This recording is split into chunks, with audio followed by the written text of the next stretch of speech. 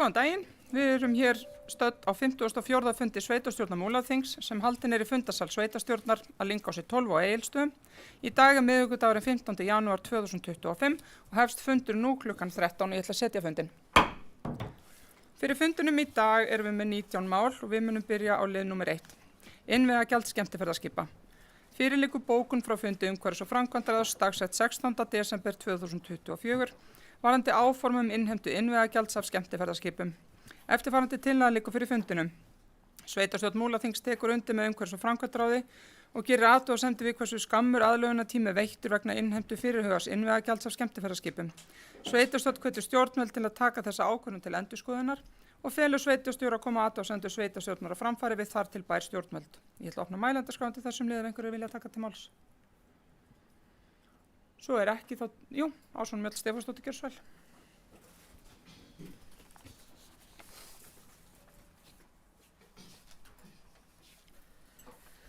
Já, frú forseti og annað gott fundarfólk.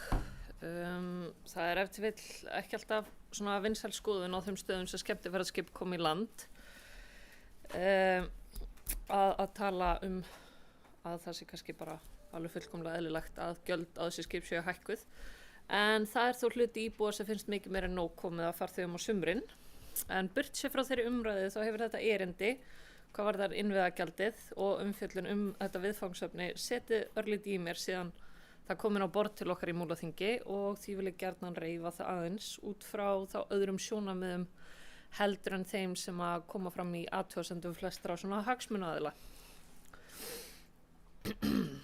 Samþykkt hefur verið að innleiða þetta innvegagjald sem lagt á komur erlend skemmtiferðaskip sem ástæða erindsins og komum farþega með skemmtiferðaskipum hefur fjölgað umtalsvert á undanförnum árum og við höfum það hefur ekki farið fram hjá okkur hér í Múlaþingi og ýmsir hafa haft á því orð að innlend ferðaþjónustu fyrirtæki hafi búið við skerta samkeppnisstöðu gagnvart þessum erlendu skipum.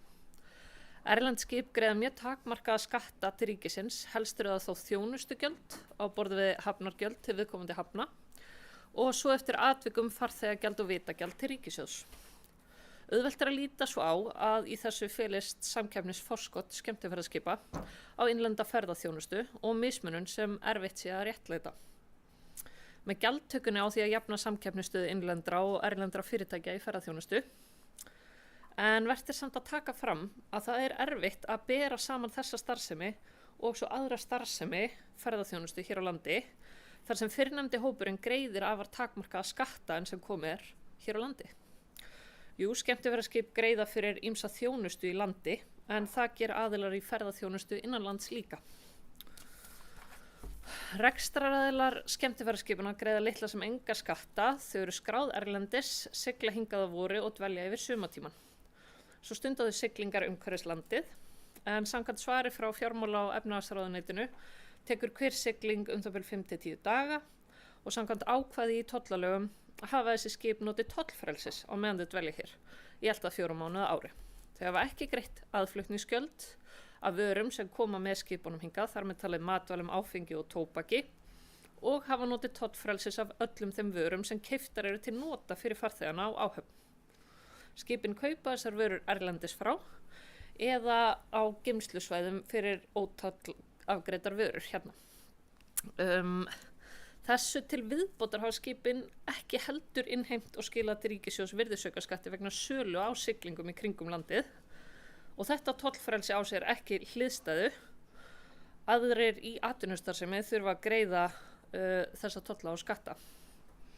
Þannig að ef að skemmtiferðaskip væri skráð hér á landi myndi það ekki hafa notið sama tollfrelsis. En fram hefur komið þessi gagnrýni á innvegagjaldið að það sé gjald fyrir hvern byrjaðan sólarhring fyrir hvern farþega í stað hverra gistinótta einingar.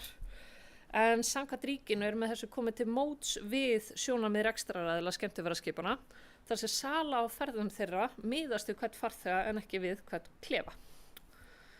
Og svo oft talað þennan stuttafrest sem kemur fram í bókun bæði umhverfis- og framkvæmdaráðs Múlaþings og svo þá tillöguða bókun sveitastjórnar Múlaþings að skipin hafi nú þegar selt þessar ferðir og var ég í raun sjálf þeirra skoðunar við fyrstu sýn að þetta væri allt of stuttur fyrirvari. Við frekari athugun finnst mér þetta í rauninni ekki stuttur fyrirvari. Alls ekki styttri en sá almenni borgari má búa við. Nú eða eins og þegar Alþingi samþykkti kílómetragjald á rafmagns- og tengiltvinnbifreiðar, þá var fyrirvarinn 2 vikur. Lögin tóku gildi 2 vikur síðar og það hefði vissulega áhrif á bílaleigur, þannig að mér finnst það svona nokkuð sambærilegt. En sem dæmi langaði mig, og ég veit að þetta er kannski að verða dálítið langt, þá langaði mig að taka hérna smá dæmi. Samkvæmt upplýsingum frá tollayfirvöldum dvelja þau að jafnaði tæpa 2 daga í íslenskri lögsögu sem sagt skemmtiferðaskip í millilandasiglingum. Það þýðir að hver farþegi kemur til með að greiða innviðagjald sem nemur 5.000 krónum. Á vefsíðu eins rekstraraðila má sjá að 17 daga sigling milli Noregs og Íslands kostar 2,1 milljón. Í þessu tilviki myndi innviðagjaldi nema 0,2% af heildarverði ferðarinnar og þar leiðandi er kannski hægt að draga í efa að þessi 0,2% hækkun myndi hafa þau drastísku áhrif að fólk myndi afbóka ferðir í unnvörpum. Fyrir utan að samkvæmt lögum í ESB þá er þessum rekstraraðilum leyfilegt að hækka þessi gjöld ef að þau koma vissulega til vegna breytinga á skattalögum í viðkomandi landi. Þannig að það er svo sem það líka. Ég á því að nokkuð vandlega athugumáli erfitt með að kjósa með þeirri bókun sem liggur með fyrir fundinum. Það er ýmislegt jákvætt við komu skemmtiferðaskipa fyrir fjárhag Múlaþings og samfélagana sem taka á móti þeim, en við búum ekki við skort á skemmtiferðaskipum, þvert á móti, og ég á erfitt með að trúa að þetta gjald hafi úrslita áhrif. Þannig að mér finnst fullkomlega eðlilegt að þau greiði gjöld og skatta og ætla að kjósa á móti þessu. Ásvöld, Stefánsdóttir, sveitarstjórnarfulltrúi, loki málsinu, fleiri sem vilja taka til máls undir þessum lið. Sveitarstjórnarfulltrúi Þorsteinn Jónsson, gjörðu svo vel.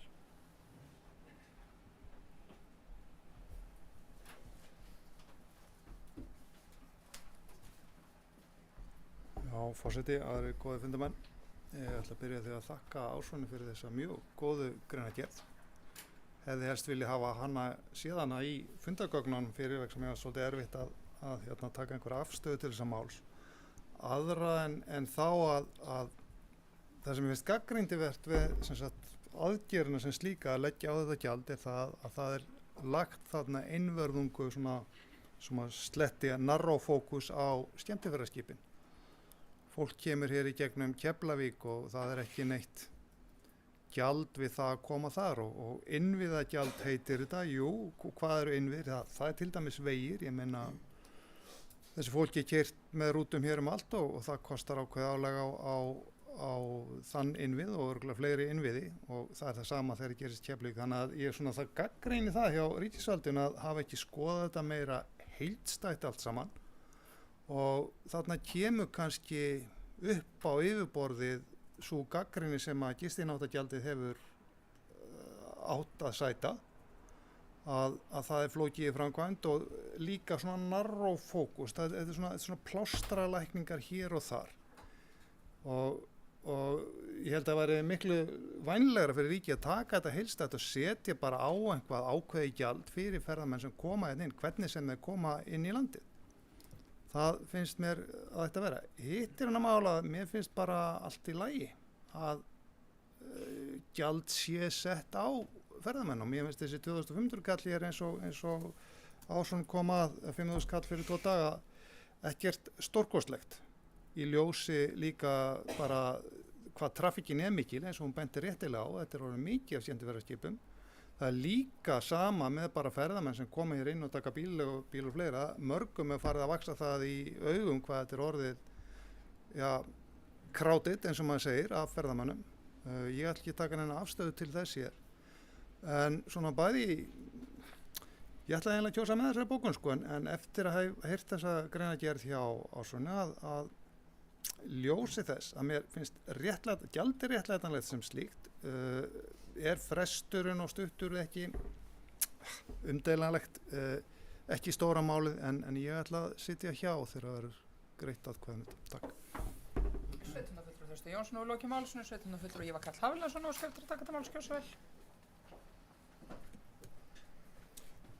forsetann að funda fólk. Ég tek undir þessa bókun. Kannski að maður setja á innviðagjald er kannski ákveður sem hefur mátt að ræða, hvort sem hefur setja á skemmtiferðaskip eða alla. Það er kannski hitt, en það er svona nokkur aðrir sem stuða mig þessu. Fyrst er það upphæðin. 2500 kall á hvern farþega á dag.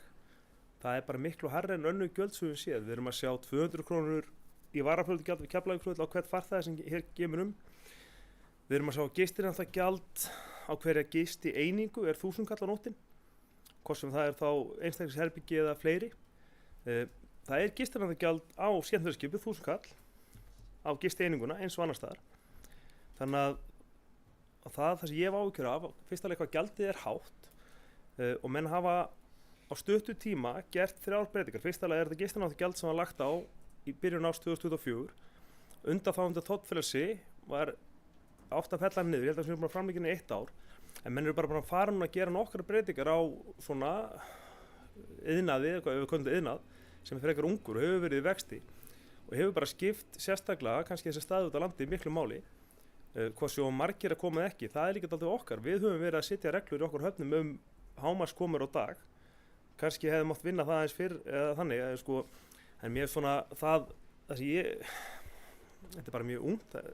Þessi fyrirtæki sem hafa verið að þjónusta þessu aðila er flesti mikill uppbyggingu og ef við sjáum það að koma skemmtilega þeim fækki töluvert, það getur haft bara gríðarlega áhrif á ekki bara kannski að hafnarsvið minnstæðarökjunum, ég er bara meira áhyggjur á þá rekstraraðila sem hafa verið að fjárfesta fyrir gríðarlega peninga í þessari atvinnugrein hjá okkur.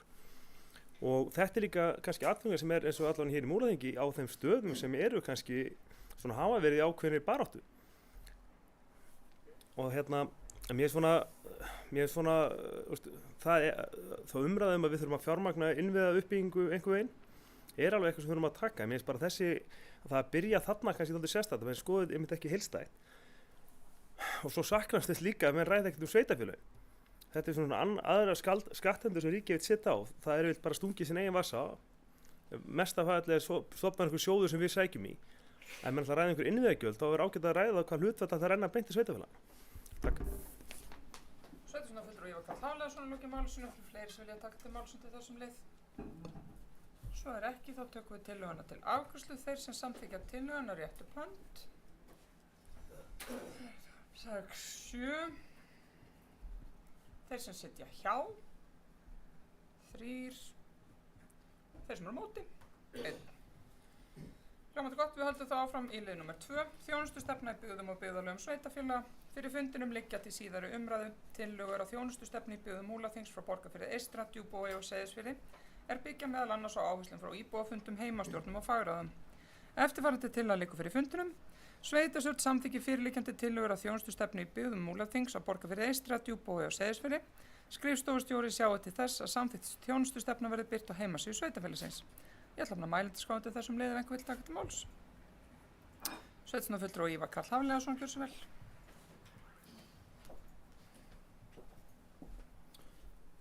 Frú forseti að funda fólk. Við erum að samþykkja hér þjónustustefnun okkar. Svona stefna sem hefur verið unnin bæði með samstarfi við íbúa og heimastjórnir og aðra.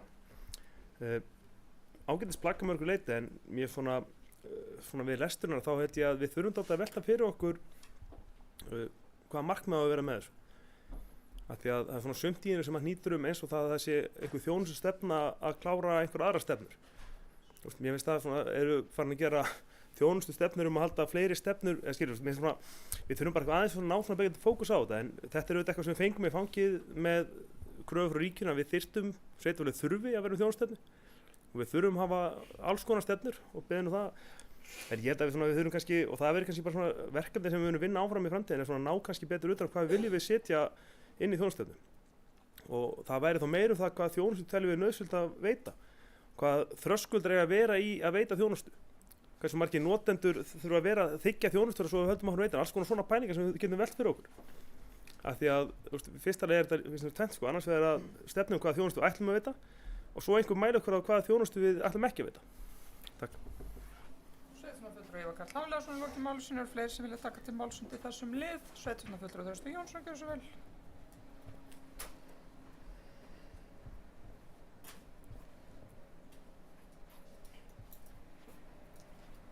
forseti, aðrir fundarmenn. Ég mörgleiti tek undir það sem að sveitarstjórnarfulltrúi Ívar nefndi hér áðan. Ég almennt séð bara mótfallin öllum þessum blessuðu stefnum. Þetta orðið algjört flóðaðu sögðu, það landsbyggðarstefna og það svo komin einhver borgarstefna og þessi stefnan og hinn stefnan og það eru yfirleitt til þess best fallnar að lenda honni í skúfu og verða aldrei litið þar aftur. En þessi finnst mér ágætt að öðru leiti en því að það er rangt nafn á henni. Þetta er í rauninni stefna þjónustustig. Þetta er stefna, eða þetta er skjal sem í rauninni álgett vinnuskjal sem lýsir þjónustustigin í Múlaþingi. Það búið að fara yfir það allt saman hvernig það lítur út, hvar menn sjá gloppur og svo framvegis, þannig að því leitinu sem svona vinnuskjal er þetta ákvæðlega gott skjal. Og ég bara vona að það gerist sem að í rauninni Ívar var í að hér að þetta verði lifandi skjal sem við höldum við. Og þetta er mjög gott skjal til þess að, bara sem dæmi fyrir nýja sveitarstjórnarfulltrúa eftir kosningar að renna í gegnum til þess að fá svona bara hraðsoðið hvað þjónusta sveitarfélagsins snýst. Þannig að þetta er ágætt skjal að því leitinu til, en nafnið er rangt, en ég ætla að samþykkja þessa þjónustustefnu eða stefnu þjónustustig, hvort sem ég vilja hafa vegna þess að mér finnst það bara fínt vinnuskjal. Takk. Sveitarstjórnarfulltrúi Þröstur Jónsson hefur lokið máls, fleiri sem vilja taka til máls undir þessum lið. Svo ekki þá tökum við tillöguna til afgreiðslu. Þeir sem samþykkja tillöguna réttu upp hönd. Það er samþykkt samhljóða.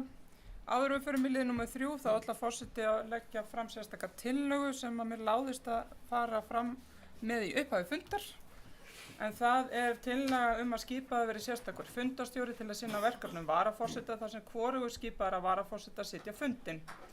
Ég ætla að koma með þá tillögu að Vilhjálmur Jónsson gegni starfi varaforseta á fundinum í samræmi við 7. grein samþykkta stjórn Múlaþings. Og ég ætla að bera þetta upp fyrir fundinum þeir sem samþykja þetta rétt bönd. Það er samþykkt samhljóð. Við förum þá í lið nummer 3. Kosning fulltrúa í embætti stjórnir, ráð og nefndir. Fyrir liggja tölvupóstar frá Hildi Þórisdóttur og Ásrúnu Mjöll Stefánsdóttur þar sem óskað eftir tímabundinni lausn frá setu í sveitarstjórn og fagráðum Múlaþings.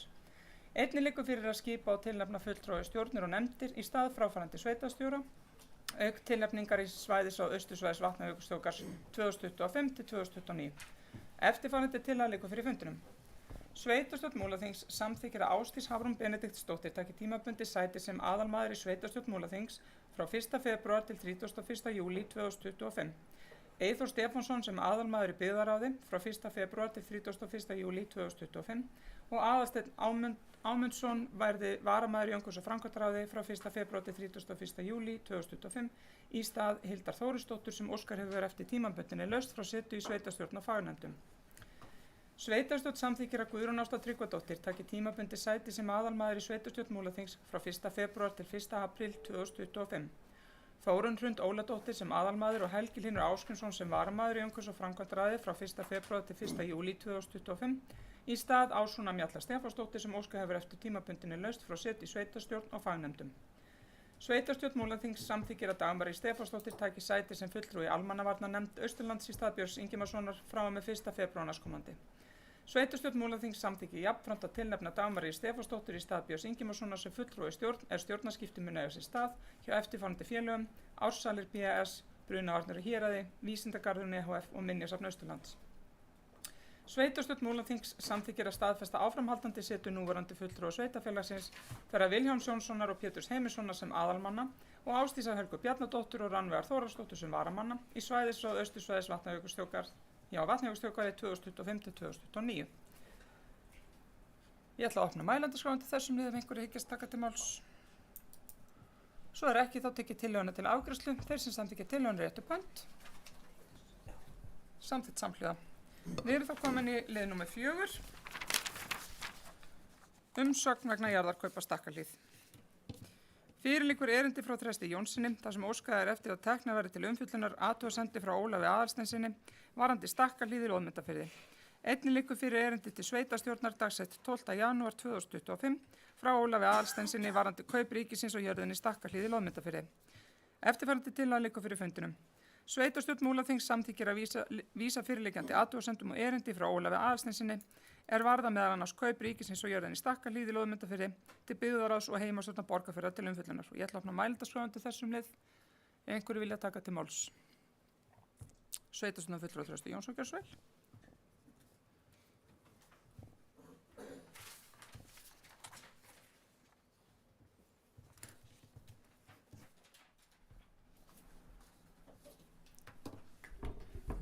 Forseti, annað gott fundarfólk.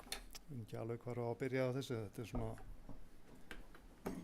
bæði langt og margsnúið mál en í grunninn þá snýst þetta mál það að niður í Lóðmyndafirði æðarrækt á ríkisjörð sem heitir Sævarendi og þar hefur sem sagt æðarræktandinn sem reynda líka hráefnis sem sagt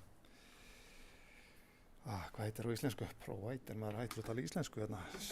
Hráefni sem skaffari fyrir mjög öflugt og nýtt fyrirtæki, fullvinnslufyrirtæki á Borgarfirði eystra í æðardúnssængum.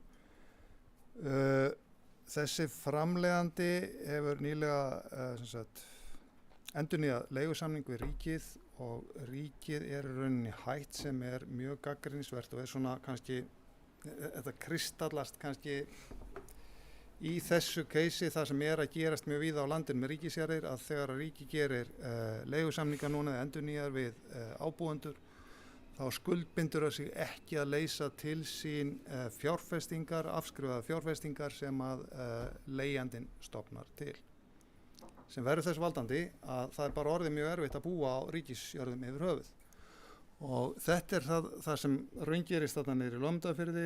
Ræktandinn treysti sér ekki til þess að fara í fjárfestingar að gera nokkuð þar sem hann telur þurfa að gera á grundvelli þess að hann getur bara staðið uppi slippur og snöður einn daginn og fær enga bætur fyrir það sem hann þarf að skilja eftir á jörðinni. Síðan gerist það og hann nota bene margbúinn að reyna að fá Sævarenda keyptan og ríkið hefur alltaf sagt nei. Síðan gerist það að jörðin við hliðina, Stakkahlíð auglýst til sölu. Hann rýkur til þessi æðarræktandi og reynir að kaupa jörðina og snýst fyrst og fremst að hann geti sem sagt farið með æðavarpið norður fyrir á sömu ströndinni að einhverju hluta til og gert þær fjárfestingar sem hann vill gera þar á eigin landi þá. Þessi kaup voru nánast gengin í gegn, eiginlega bara búið, hvort það var búið að skrifa undir það eða það var allavega búið að samþykkja kauptilboðið að þegar að ríki allt í einu veður inn og nýti sér forkaupsrétt. Og það stóra gagnrýni verða við það að ríkið nýti sér þennan forkaupsrétt í trássi við álit Umhverfisstofnunar sem annar álitsgjafana í þessu og sá mikilvægari segir einfaldlega að það engin ástæða til þess að nýta sér þennan forkaupsrétt að það. Þannig að eftir stendur þetta að mínu áliti að ríkið gengur þarna inn að ástæðulausi nýti sér forkaupsrétt og setur stein í vegu atvinnurekstrar í sveitarfélaginu. Og það finnst mér ólíðandi. Og þetta atvinnurekstur sem engin deila í sveitarfélaginu, þetta ekki eins og með vindmyllur eða eitthvað slíkt og það sem menn deila hvort slík atvinnustarfsemi að vera. Nei, þetta meira þess að umhverfisvæn, einhver umhverfisvænasta atvinnustarfsemi sem getur verið. Í fullri sáttuð umhverfið í þessum fallega Eyðifirði. Þannig að mér þetta gjörsamlega óskiljanlegt af hverju þetta gerist. Að setja steina þannig í götu atvinnulífs plús það að þetta í byggð sem nýkomin úr því að vera brothætt byggð á landinu.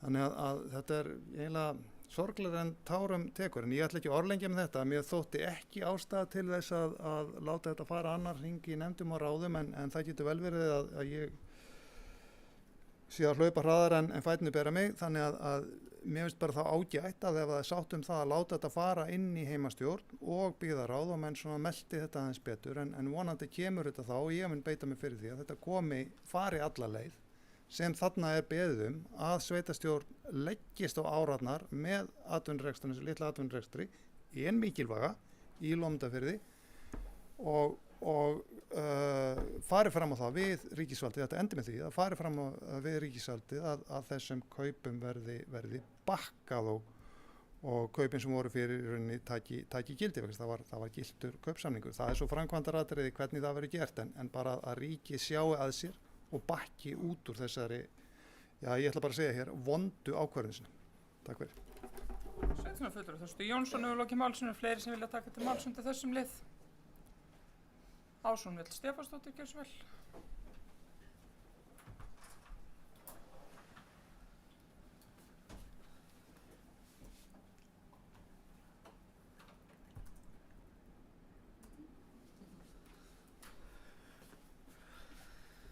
Já, frú forseti og annað gott fundafólk.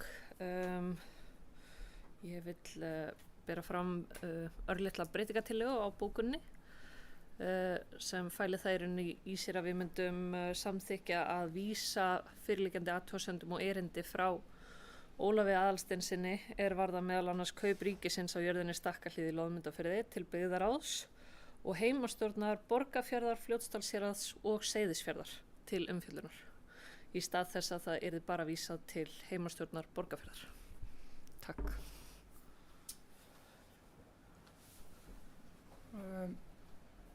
Viltu fá þetta í tölvupósti eða treystur þetta? Já. Já. Sveitarstjórnarfulltrúi Ívar Karl Hafleðarsson, skriftir takk til máls, gjörðu svo vel. Fyrir forstæðan funda fólk. Ég held að svona hafandi fylgst með þessu máli í nokkur ár þá svona tekið alveg undir, það var svona margt við þessi kaup sem menn voru ekkert alveg sátti við, til dæmis eins og það, ég held að þetta kom ekki inn á borð til sveitafélag, ekki mér vita allavega hvort þetta gangi inn í þessu kaupið ekki.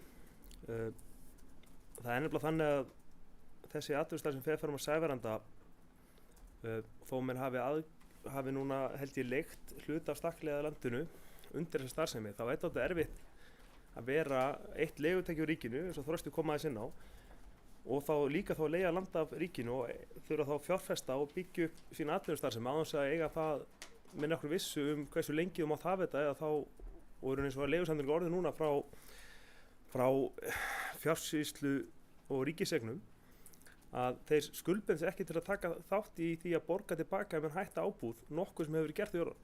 Það er aldrei verið að dæma þessi ríkisjörður okkar í það að slumpast einhvern áfram í einhverju metnaðarleysi. Og það er kannski alvarlegt. Við höfum alveg rætt að varðandi fleiri ríkisjarðir sem eru ófáar í Múlaþingi.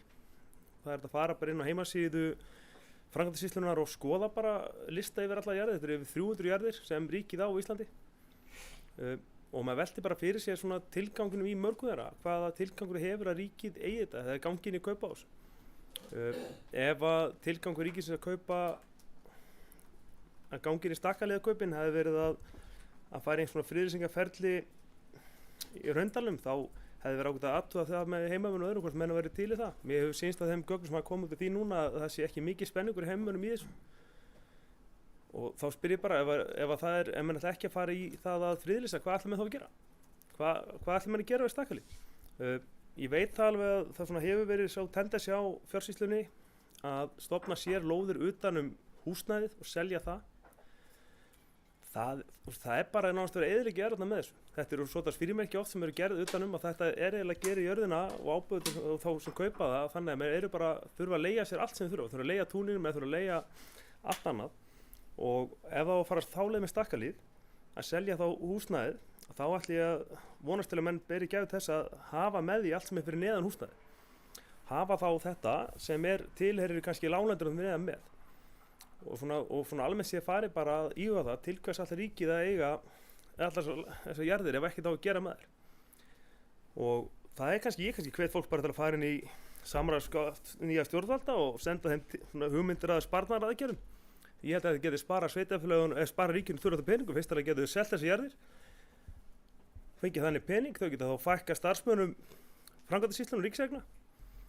Og svo getu þau kannski haft tekjur af þessu. Þegar menn myndi hafa tækifæri til að byggja upp sína atvinnustarfsemi á þessum jörðum.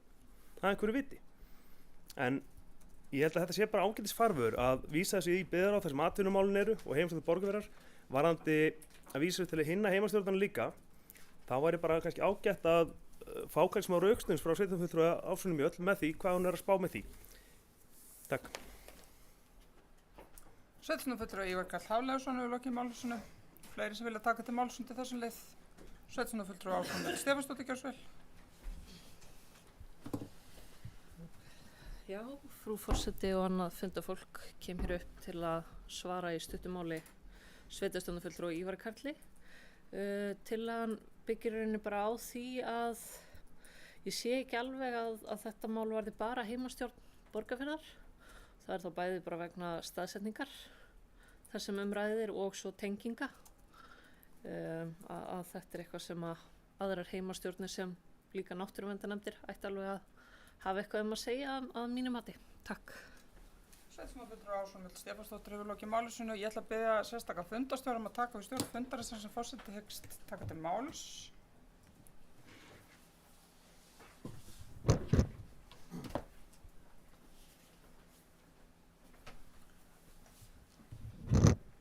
Forseti sveitarstjórnar Jónína Brynjólfsdóttir hefur óskað eftir að taka til máls. Takk fyrir. Fundarstjóri og annað gott fundafólk. Ég sé, mig langar að koma og ávarpa breytingatillöguna sjálfa. Þetta mál er ekki afgreitt héðan af að mínu mati og ég held að engra mati. Við erum með þann, og þetta er svona, það verður að flækja svolítið með hlutina hvaða málsheiti á að nota, hvaða málsmeðferð á að gilda þetta mál. Mig langar bara að koma hérna aðeins upp og skýra upp bæði hvað hefur verið talað meðal oddvitana og líka kannski það sem að ég myndi telja að væri góð og eðlileg málsmeðferð fyrir þetta mál. Í fyrsta lagi þá byrjar það að það kemur mál varðandi undirskriftalista, það kemur inn til heimastjórnar og það rataði inn á sveitarstjórnarfund síðast og er þar lagt fram til kynningar. Þar af leiðandi er þeim hluta lokið í sjálfu sér, það var líka tekið fyrir umhverfis- og framkvæmdaráði og það var lagt fram til kynningar. Þannig að þessi undirskriftalisti hefur hér verið lagður fram til kynningar. Síðan í framhald af umfjöllun á síðasta sveitarstjórnarfundi fáum við erindi frá Ólafi Aðalsteinssyni þar sem að hann vildi koma einhverjum upplýsingum á framfæri út frá umræðu síðasta sveitarstjórnarfundar. Í framhaldi af því sendir hann síðan beiðni að sveitarstjórn fjalli og óski eftir því að kaupin á jörðinni gangi tilbaka við ríkið. Þannig að svona til að einfalda hlutina, við erum núna búin að afgreiða undirskriftalistan, við erum núna hér að fjalla að óska eftir því, hvort að sveitarstjórn óska eftir því að kaupin gangi tilbaka. Það er eitt og ég sé ekki ástæðu til að fjalla það í öðrum heimastjórnum og það verður ekki mín til að breytingartillaga á svona verði samþykkt. Hins vegar ætla ég að benda á að það mál tengist þá meira svona almennt atvinnuuppbyggingu í sveitarfélaginu sem hefur verið talað hér og Þröstur Jónsson sveitarstjórnarfulltrúi kom aðeins inn á. Og ég held að það sé bara mjög gott að ræða þann vinkilinn í bæði byggðarráði og heimastjórn borgarfjarðar. Það sem er hins vegar ágætt að hafa í huga að við munum þurfa að taka til afgreiðslu á síðari stigum afstöðu sveitarfélagsins, þar að segja heimastjórnar og sveitarstjórnar það hvort að við óskum eftir því að farið verði af stað með friðlýsinguna eða hvort við óskum eftir því að það verði beðið með það. Það er alveg skýrt og hefur komið fram frá starfsmönnum Umhverfisstofnunar og var á fundi með sveitarstjórnum daginn, farið yfir það að viðkomandi starfsmaður Umhverfisstofnunar lagði það til að það væri skýrt fjallað þetta innan sveitarstjórnar hvort að við óskum eftir því að haldið yrði áfram með það friðlýsingarferli sem að einhverju leyti hafið skráð á blaði, kannski réttar að sagt, hjá Umhverfisstofnun eða hvort að við teljum ekki ástæðu til þess. Ég lít svo á og legg hér til, ef það hafi hvergi formlega komið fram, að heimastjórn fjalli ítarlegu máli. Talað hefur það að heimastjórn muni halda íbúafund, það er alltaf íbúafundi með heimastjórnum á vorin, það er fjallað það, síðan komi bara tillaga frá heimastjórn til sveitarstjórnar það hvað þeir leggja til að gera með friðlýsinguna. Þannig að umfjöllun friðlýsinguna eigi eftir að koma hér aftur inn í sveitarstjórn, bara ein og sér. Og ég vil bara gera þetta svolítið skýrt að þetta orðið svolítið flækjufótur þetta mál og við á oddvitafundi vorum að leggja okkur fram við það að reyna ákveða með hvað móti best var að hafa málsmeðferðina og þetta er svo málsmeðferð sem ég legg til og legg því ekki til að breytingartillagan á svona verði samþykkt því hér erum við sannlega að tala mál sem atvinnumál að heima inn í byggðarráði og atvinnumál sem tengist Borgarfirði. Friðlýsinguna svona örlítið sett til hliðar því ég tel að það eigi almennt eftir að fjalla hana undir málsnúmerinu friðlýsing í Stakkahlíð og Loðmundarfirði sem er ekki til dæmis hér. Takk fyrir. Forseti sveitarstjórnar Jónína Brynjólfsdóttir hefur lokið máli sínu og ég býð henni að taka aftur í stjórn fundarins.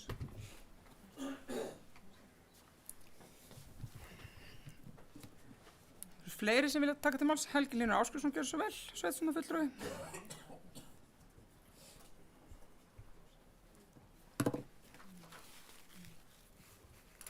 Forseti og aðrir fundarmenn, já, ég þetta var ágætis yfirferð hjá þér hvernig þetta þvælda mál hvar það er statt. Ég ætla að byrja að taka undir með fresti.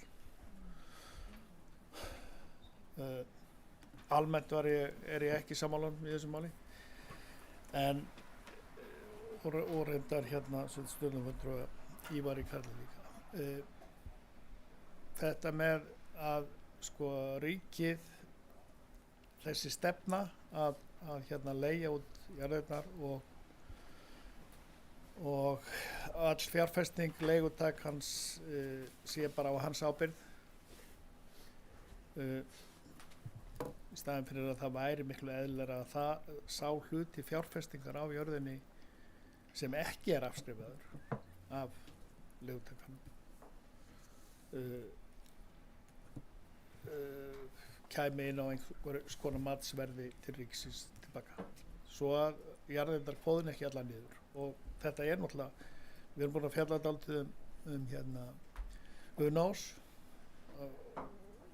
þar er svona samningur líka, þar sem að hann er reynda bara til 5 ára og þar er sem sagt, þú fær bara jörðina til 5 ára og ef þú gerir eitthvað þá er það bara á þín ábyrgð og þú færð ekkert tilbaka því. Það væri miklu eðlilegra að ríkið innheimti hærri leigu af þessum jörðum sínum, því hún er mjög lág við það, bara verulega lág, en það má náttúrulega ekki verið hvaða fjárfesting sem er, það þyrfti náttúrulega að vera einhvers konar samtali við Ríkiskaup en ég held að þetta sé bara mjög stórt atriði fyrir landsbyggðina að verði hægt á þessari eyðingarstefnu ríkisins á þessum jörðum. Sjálfstæðisflokkurinn er búinn að fara ansi lengi með þetta batteri. Þetta er inn í fasteignir ríkisins eru inn í fjármálaráðuneytinu. Þannig að þetta er pólitískt mál. Þetta er til þess, eins og mjög oft er hjá sjálfstæðisflokknum, til þess að búa til vanda, til þess að sé hægt að losa þetta út, til þess að búa til hvata til þess að ríkið selji frá sér. Þetta er bara eins og að svelta heilbrigðiskerfið til þess að rýma til fyrir einkarekstri. Þetta er bara sama hugsunarhátturinn alltaf í gegn. Og þetta er eitt af því sem að þetta er að koma niður á landsbyggðinni og þessar jarðir eru að kvolna niður í sig. Ég meina að við séum með Unás sem þessa gríðarlega flottu sauðfjárræktarjörð og það þarf að velja á milli þess hvort þegar að vera með íbúðarhús eða fjárhús á jörðin. Þetta er bara fáránlegt og verðfellir jörðina. En hjálpa til við það að allir verði bara sammála um það að ríkið bara er ömurlegur eigandi og má ekki eiga neitt. Það er miklu betra að selja erlendum auðmönnum. Takk. Sveitarstjórnarfulltrúi Helgi Hlynur Ásgrímsson hefur lokið máli sínu. Fleiri sem vilja taka til máls undir þessa lið. Sveitarstjórnarfulltrúi Ásson Mjöll Stefánsdóttir gjörðu svo vel.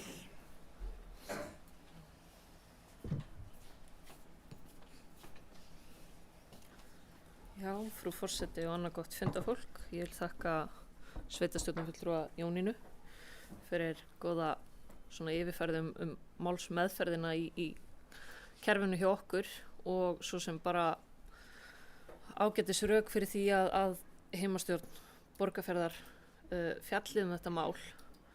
En það sem ég finnst kannski dálítið vanta upp á í rauninni ef að þetta væri bara svona klippt og skorið og erindið fjallaði einungis atvinnumál á Borgarfirði, innsent erindi til sveitarstjórnar, þá kannski myndi mér finnast það.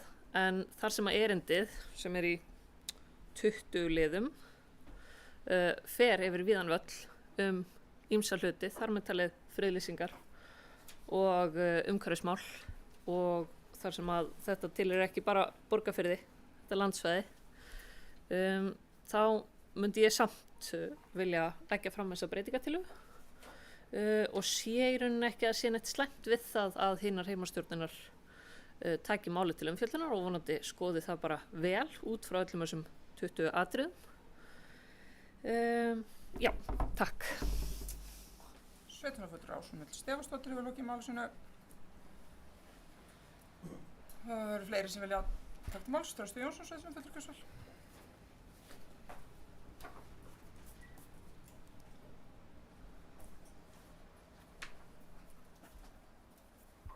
Já, forseti og annað gott fundafólk. Það nú ekki oft sem að sá sem stendur hér leggst á fullu áraðnar með forseta Jónínu Brynjólfsdóttur, en það ætla ég að gera núna vegna þess að mér finnst svo tillaga sem kom réttilega frá henni á oddvitafundi skynsamleg. Mér finnst skynsamlegt að taka þetta mál og fólk fái bæði í nefnd í byggðaráði og í heimastjórn Borgarfirði að kynna sér þetta vel og helst vildi ég sjá þetta sem sagt fara fyrst til heimastjórnar Borgarfirði þannig að þegar byggðaráð fer að taka þetta fyrir að þá liggi í rauninni álit heimastjórnar Borgarfirði fyrir. Vegna þess að á endanum þetta atvinnumál og þar kannski kemur þetta kjarnamál og forseti reifaði hérna ágætlega að þetta í rauninni að hluta til eitt og sama málið en við erum að reyna bara til þess að geta tekið á þessu að aðgreina það í 2 mál.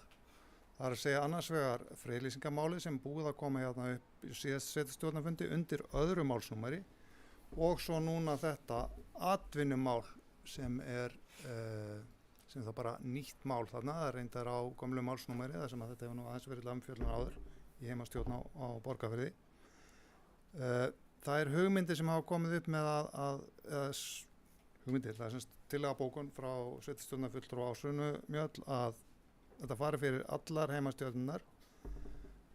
Ég sé ekki alveg, í sjálfu sig kannski, friðlýsingin væri allt í lagi að fari fyrir allar heimastjórnar ef það einhvað byggt til, en ég sé ekki hvað heimastjórn á Djúpavogi að gera með þetta sem atvinnumál. Mér er það gjörsamlega hulið hvað eigi að gerast með það sem slíkt þar. Síðan komuður hér Helgi Linur, sveitarstjórnarfulltrúi og Ívar aðeins inn á þetta almennt með ríkisjarðirnar og ég held við séum meira og minna öll sammála það að málefni ríkisjarða yfir höfuð eru í ólestri. Sérstaklega eftir þetta að ríkið hættir að ábyrgjast að leysa til sín afskrifaðar eignir þegar leigutaki fer. Og þetta er slæmt og þetta er slæmt að mörguleiti og einn vinkillinn á þessu sem að mér finnst nú athyglisverður ég hef heyrt er það að varða bara matvælaframleiðslu í þessu landi. Nú er að verða hrikaleg vakning í þessu landi það að innlenda matvörur séu bara ekkert svo heilnæmar og séu jafnvel eitraðar og ég veit ekki hvað. Og það er svona eins og var hérna þegar að veganæði var að þá var að verða einhvers konar æði akkurat hina áttina, þessi bara miklu hollara að éta smjör og feitt lambakjöt. Þannig að íslensku landbúnaður er ásænlega mjög bjarta tíð framundan þar sem að ég sé fyrir mér að verði skortur á matvörum og þá er mjög alvarlegt ef það á sama tíma verið að drepa niður meðal annars með því að rauninni gera búskap á ríkisjörðum nánast ómögulega. Þannig að það er einn vinkillinn á þessu og svona það hvort að ríkið eiga sig jarðir eða ekki að kemur kannski málinn ekki við hér en eins og ég sé það þá bara ríkið að sjá sæng sín útbreyta, selja þessar jarðir með kvöðum ábúð og svo eiga þennan blessaða forkaupsrétt ef að til kemur að einhver eins og einhver sagði hér áðan að erlendur auðmenn ætla að fara að kaupa þér að ríki geti stoppað slíkt. Sýndist í það æskilegt. En ég bara legg áherslu á það að við kljúum þetta í sundur í annarslegar friðlýsinguna og hins vegar atvinnumál og við gerum þessum aðila í Lómundafirði og hvort sem það hann eða einhverjir sem taka við þessu aðilarpi sem vonandi verður þarna til langara framtíðar kleift og fýsilegt að stunda þennan atvinnurekstur, gerum það kleift og fáum ríki til þess að sjá að sér með þetta.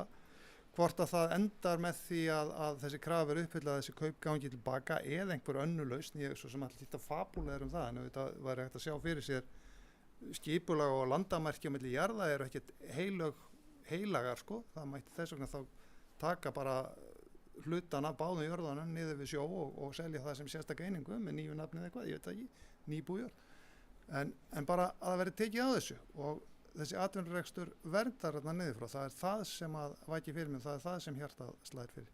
Takk fyrir.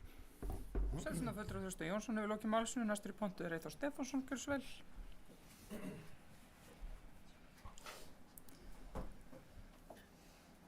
Við fáum Eyþór Stefánsson nú, síðan er Ívar Karl Hafliðason og síðan kemur það Ásrún Mjöll til svara.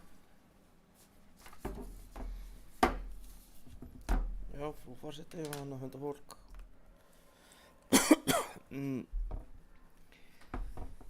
Ég er eiginlega kom hérna til, mér langar til þess að lýsa, ég er eiginlega sammála því sem kom fram í máli forseta áðan að finnst, ég get ekki tekið undir þessa breytingartillögu hjá sveitarstjórnarfulltrúa Ásrúnu Mjöll.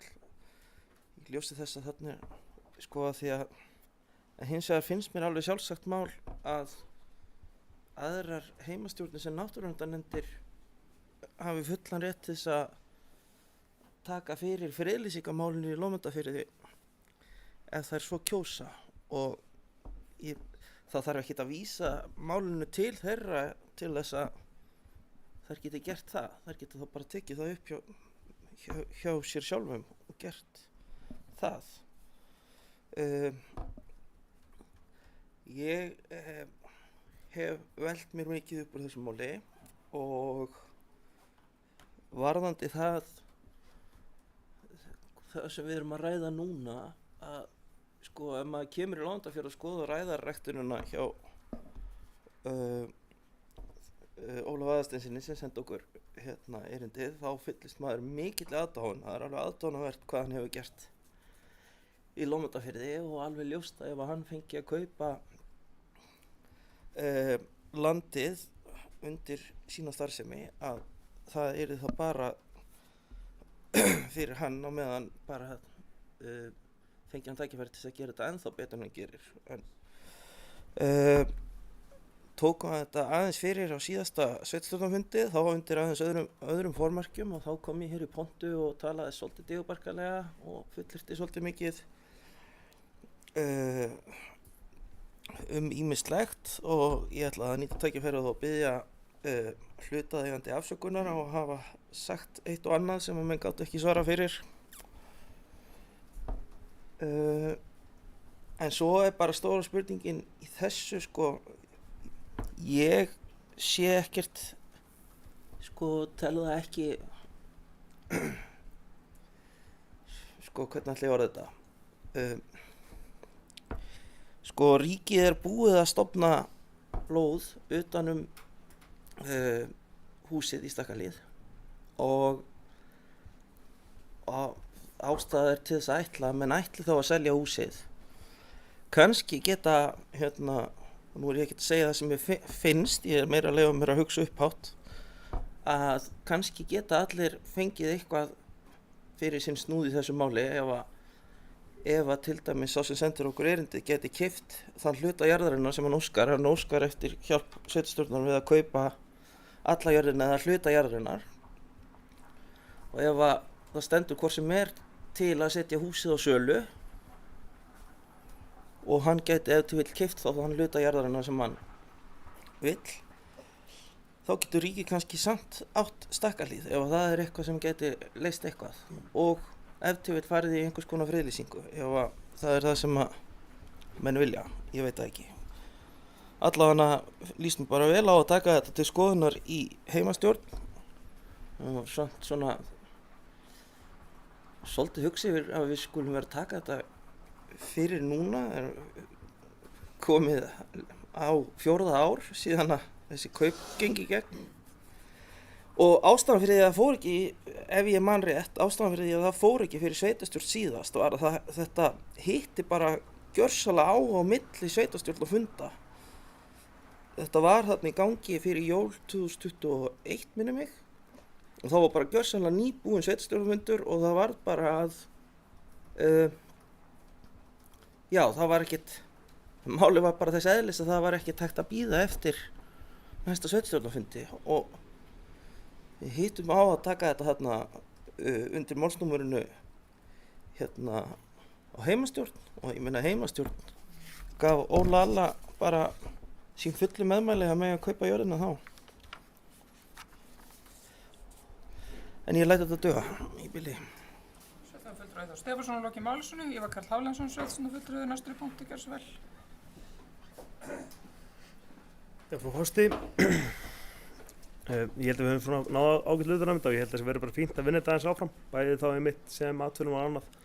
En svona kannski til að koma aðeins við andsvör við það sem sveitarstjórnarfulltrúi Helgi Hlynur var að tala varðandi pólitíkinni í þessu. Og þetta það ákveðið pólitík að það að treysta einstaklingum til þess að gera það best úr hlutunum.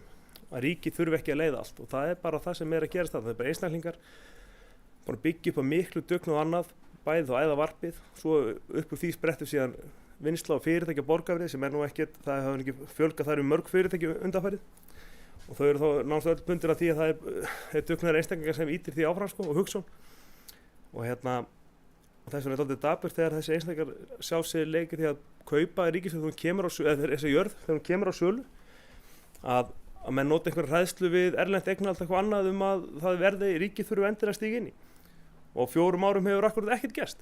Það er náttúrulega það sem maður óttast alltaf mest þegar ríkið gengur svona inn í að á 4 árum hefur ekkert gerst ekkert. Bara ekki neitt. Og það eru þetta alvarlega við þetta.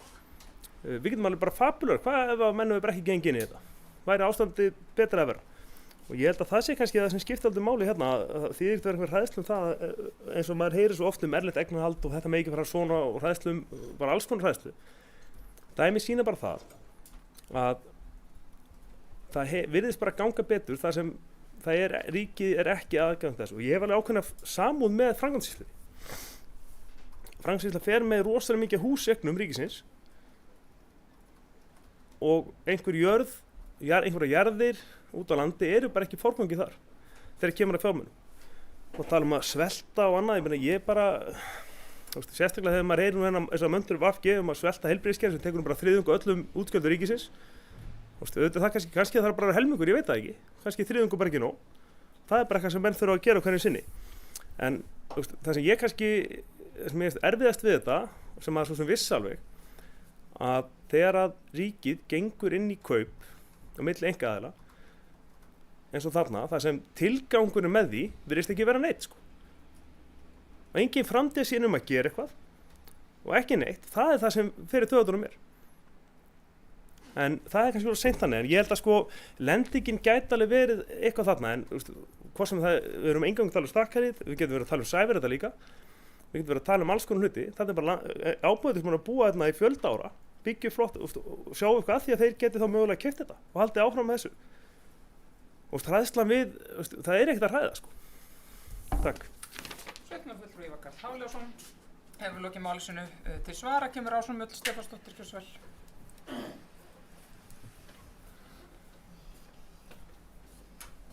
Já, frú forseti og annað gott fundafólk, það er gott að geta komið til andsvara. Ég heyri að við erum augljóslega ekki öll á sama máli og það er bara vel. Fyrst örlítil leiðrétting á ákveðnu atriði í máli sveitarstjórnarfulltrúar Þrastar Jónssonar en í breytingartillögu minni var heimastjórn Djúpavogs ekki með í upptalningunni enda kannski ekki eins sterkar tengingar alla leið þangað, landfræðilegar eða annars konar. Þannig að breytingartillaga mín varðaði heimastjórn Seyðisfjarðar og Fljótsdalshéraðs. Og já, ef að málið og erindi væri bara svo einfalt að þetta væri bara atvinnumál, þá þá kannski fyndist mér þessi rök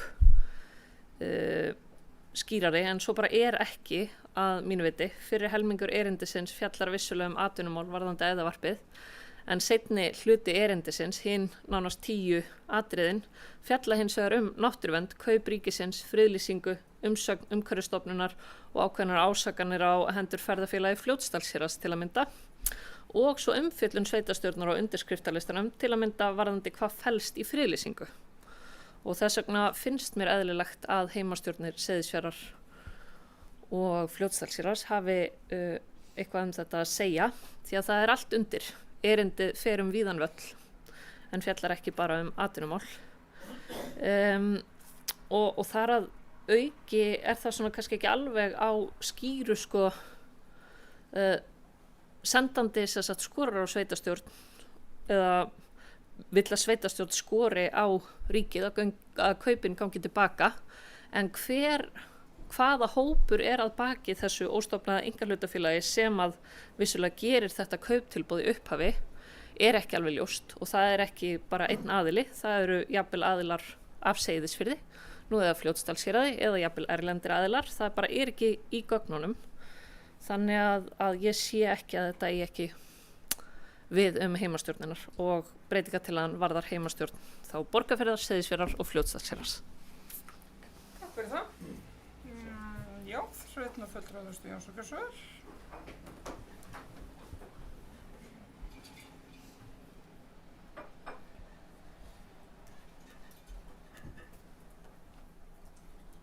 Nú forseti annað gott fundafólk. Ég byrst afsökunar á því að eyrun á mér eru kannski bara, eins og maður segir oft, sveitinni fulla skít. Ég heyrði ekki rétt þegar að Ásrún Mjöll bar upp sína tillögu. Ég skil alveg þann hlutan af þessu hjá Ásrún að náttúruverndarþátturinn þurfi að fara fyrir allar 3 heimastjórninar, og mér finnst það sjálfsög allt í lagi, og hér hefur komið fram að heimastjórnin geta bara tekið það upp hjá sér sjálfar eða vilja. Og það það sem ég er að reyna að gera, að fá þetta aðskilið, þessi 2 mál, vegna þess að ég sé ekki alveg tenginguna. Það sjálfsög alveg hægt að ná fram einhverju friðlýsingu þó að eigandinn sé ekki ríkið. Það er ekkert sem stoppar það. Hitt sem ég vildi aðeins svara fyrir það að hérna kemur þetta aftur, það verið í að því að þessi kaupandi hafi verið einhvað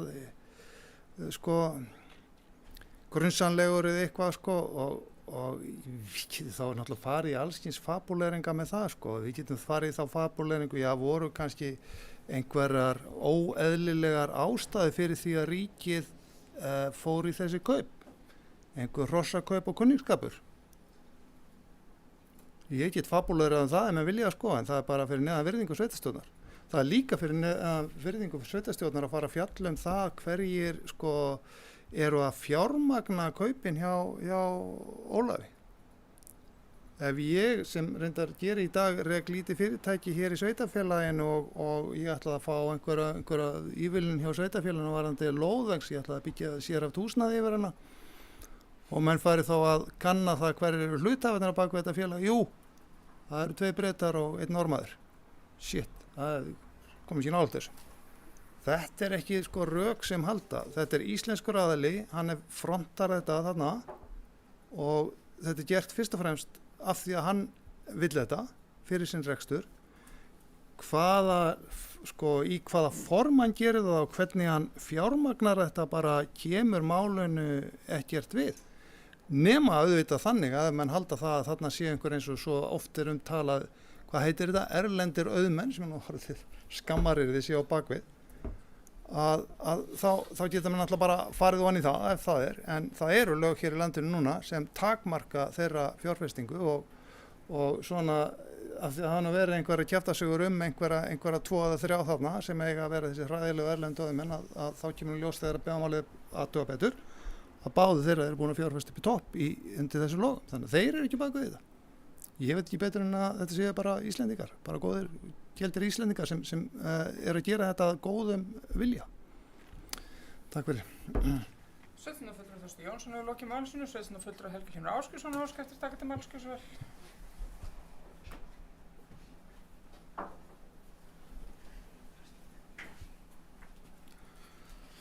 Forseti, ég skildi hún ekki ásvönuð þannig að hún var í að einhverju slíku sko.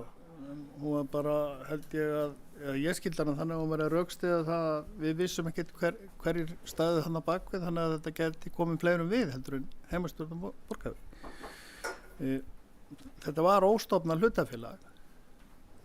Það hluti af því sem gerir málið dálítið flókið að láta eitthvað ganga aftur tilbaka til óstofnað hlutafélags. Það hlýtur að lögfræði lærlingurinn í hópnum gæti kannski upplýst okkur það eða lögfræðingurinn eða lögfræðingarnir. En sko já, það var eina athugasemd sem ég ætlaði að gera ég held að það hafi komið fram hjá sveitarstjórnarfulltrúa á Þresti þetta ef að það verði farið svo leið sem sagt að það búa til lóð utan húsið og svo búið að búa til aðra lóð þarna niður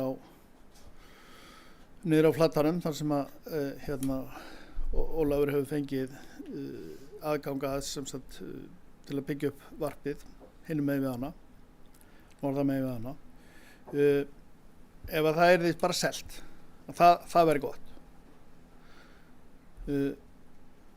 en þá stöndum við frammi fyrir því sem að getur alltaf verið í svona að sá sem að ætlar að eignast hann eignast ekki heldur en einhver annar kemur með betra boð. Þannig fór Stakkahlíð Stakkahlíð fór á markað á sínum tíma til þess að einfalda eignarhaldið og boð sem sagt fór á uppboð af því að það voru orðin svo margir eigendur að það var svo erfitt að gera nokkuð á jörðinni. Þess vegna vildu meirihluta eigendur kaupa minnihluta eigendur út en það fór þannig að það var aðili í Kópavogi sem keypti jörðina af því að hann bara bauð betur.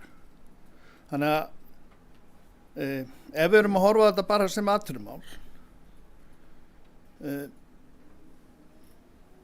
sem ég er ekkert að segja við höfum ekki að gera en þá geld ég vara við því að við vitum ekkert hvað við fáum ef að þetta færi þannig sko. Bara ekki hugmyndu það getur hver sem er komið bara með hærra boð heldur en menn treystir sér rekstraraðilar treystir sér til að koma með. Þannig að tillaga Ásrúnar ég ætla að styðja hana sko það er vegna þess að bréfið sem að þetta byggir á er alls konar hluti en við það er friðlýsingar og alls konar og það sem vantar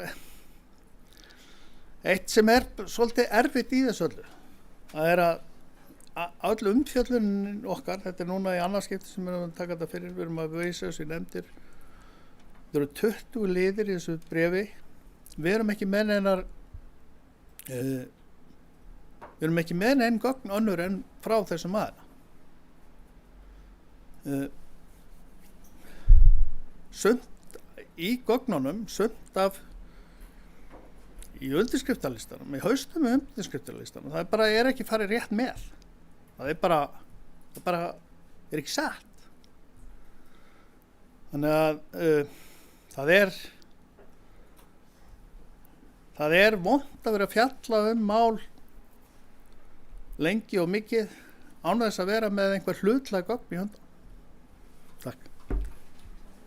Sveitarstjórnarfulltrúi Helgi Hlynur Ásgeirsson hefur lokið máli sínu. Einar Freyr Gunnarsson gerði svo vel.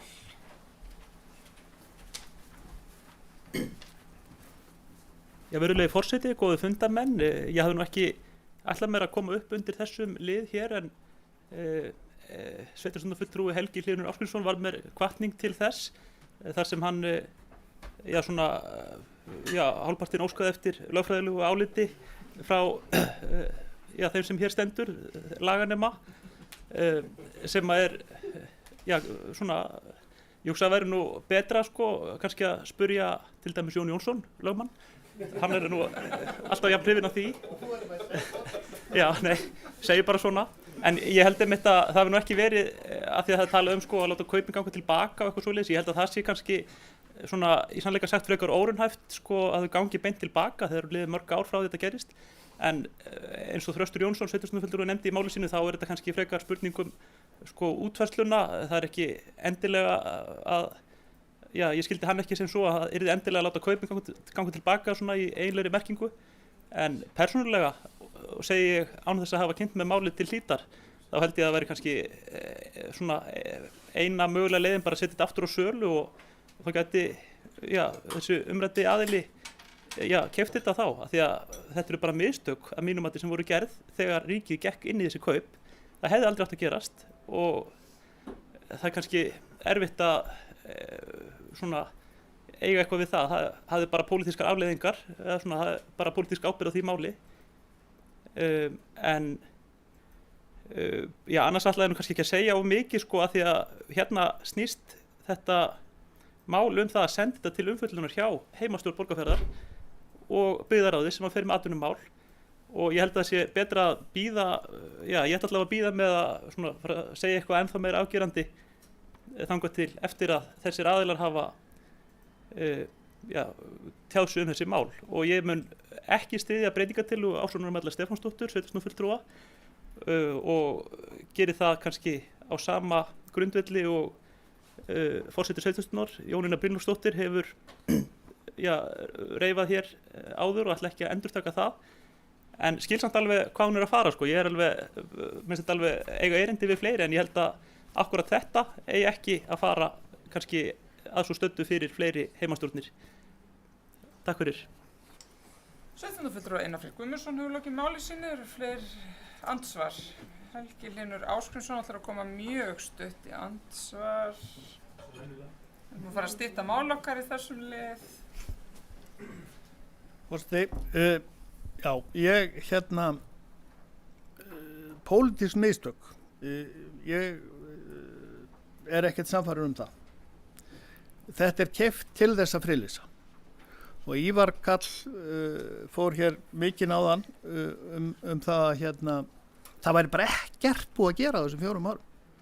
Það marg búið að koma fram hjá stofnunum sem fer með friðlýsingamál að þær fara ekki einar og sér fram með málin.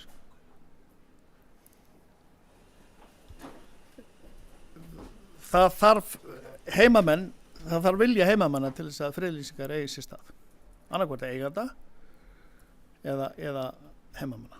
Þannig að það ekki hægt að þetta stendur upp á okkur ef að það á að friðlýsa þá það okkar mál að hafa frumkvæði.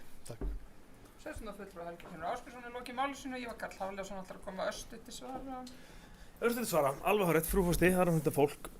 Ég alveg sammála þessu, það kom skýrt fram, auðvitað hefur ekkert gerst. Það kom 4 ár frá því að menn fór að velta fyrir hvort að sveitarfélagið væri einhver vilji á þessu. Sú spurning hafði kannski gerast áður en menn gengun í kaupin. Það bara eins ég að segja. Ef menn hefur spurt áður við gengum í kaupin og við og heimamenn eins og virðist fyrir núna hafa sýnt sér lítinn áhuga, þá væri bara annar eigandi á stakkalið. Það þýðir þetta ganginn í kaupin og koma svo 4 árum seinna þeirri sveitarfélagið og spyrja okkur núna og ef við segjum eins og við sýnist bara með undirskriftasafnanir og annað sem heyrt það sé lítið vilji, það virðist vera lítið vilji hjá allan þeim eigundum annarra jarðir Lómdafirði og hvað á við þá að gera? Það þetta snýst ef menn hefur spurt fyrst, þá værum við ekki hér. Fleiri eru ekki á mælendaskrá, ég ætla þá að fara að taka til afgreiðslu. Eru fleiri á mælendaskrá?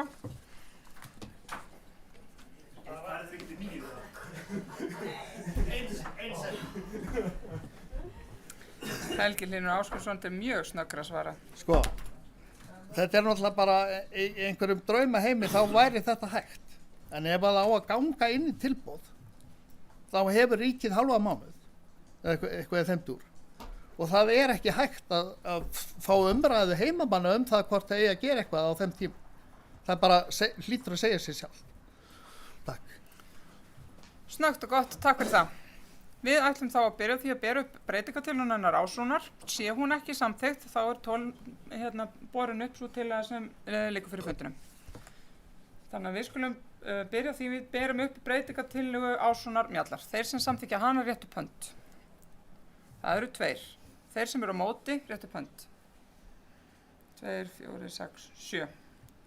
Þeir sem sitja hjá 2.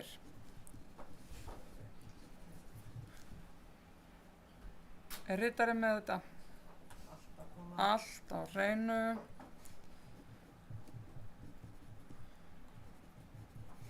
Vissir að ég riti þetta hjá mig líka.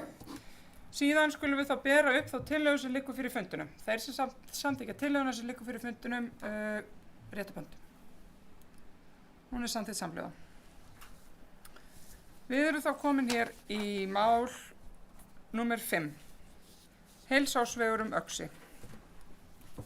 Fyrir liggur bókun frá fundi heimastjórnar Djúpavogs dagsett 9. janúar varðandi uppbyggingu heilsársvegur Öxi. Eftirfarandi tillaga liggur fyrir fundinum. Sveitarstjórn Múlaþings tekur undir með heimastjórn Djúpavogs varðandi mikilvægi þess að farið verði í uppbyggingu heilsársvegur Öxi sem allra fyrst og verður málið tekið fyrir á fyrirhugaðum fundi fulltrúa sveitarfélagsins með ráðherra samgöngumála á næstunni. Ég ætla að mæla þetta skráti þessum lið ef einhverju vilja taka til máls.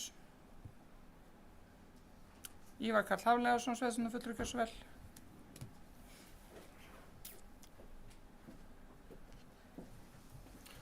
Fyrir fórstanum funda fólk. Ég er bara áfram heldur baráttar, held ég að segja bara.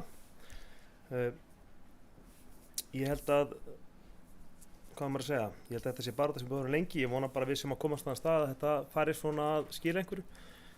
Ég vona það innilega að menn fari, ég held að svona svo leið sem maður sagði einfaldast í þessu var það að taka þetta í bútum eins og hefur verið gert með hvað sem heitir Borgarfjarðarveg eða við erum að tala veginn upp í Stuðlagil eða upp Fell. Þetta var allt tekið í litlum einingum, svona 4-6 km ári. Það að veglínan sem nánast tilbúin í héraðsmegin, það var að bjóða tönnun og brúm og annað. Ég vona bara að menn komið þessu að stað, takið þetta í nokkru bitum því ég held að þessi einsýnt við það að það komi ekki fjármagn í framkvæmdina heild sinni fyrir en dálítið seint. Og ég þetta skiptir Múlaþing-máli, þetta skiptir ferðamöðum, þetta skiptir öllum, þetta bara Öxi er gríðarleg stytting. Öxi er svo vegkafli í Íslandi sem er hvað hættilegur, þetta er samkvæmt bara niðurstöðum sem við sáum fyrir einhverjum mánuði síðan. Og ég vona bara, eins og þetta komið svona alvöru skriður á þetta. Og það voru ákveðin vonbrigði að það skildi ekki neinn verkefni vera búin út hjá vegagerðinni, svona í minni kanti á síðast ári. Og ég vona bara að við leysum úr því núna, því þetta skiptir ekki bara okkur sem íbúa, þetta skiptir líka máli að það er bara mjög vont þegar er svona verður algjört verkstopp hjá stórmaðans og vegagerðinni, að það sé engin verkefni hér búin út. Það hittir líka verktaka og aðra illa. Þannig ég vona bara að þetta svona ýtist að stað og ég get alveg held ég talið fyrir alla við þetta borð og það er verið núna eins og áður að leita til við að fá samtal við ráðherra, nýja ráðherra og ég vona bara að það skýrir þeim árangri að við getum allan að komið og kynnt á fyrir nýjum ráðherrum, nýjum fólki, þessa áherslu sem við höfum haldið á lofti til fjölda ára. Takk. Sveitarstjórnarfulltrúi Ívar Karl Hafleðarsson er lokið málsinu. Fleiri sem vilja taka til máls. Sveitarstjórnarfulltrúi Þorsteinn Jónsson, gjörðu svo vel.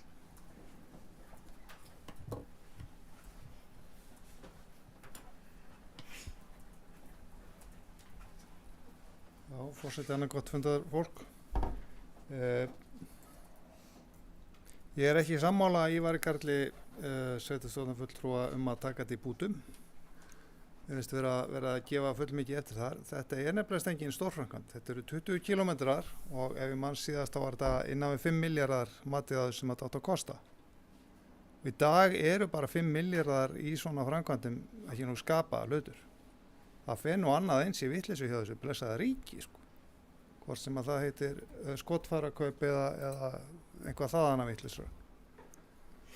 Og þessi nýja ríkisstjórn hefur lýst yfir að hún ætli í innviðauppbyggingu, þannig að ég held við ættum nú bara að keyra kröfuna áfram það að þetta verði bara klára og það er snarasta.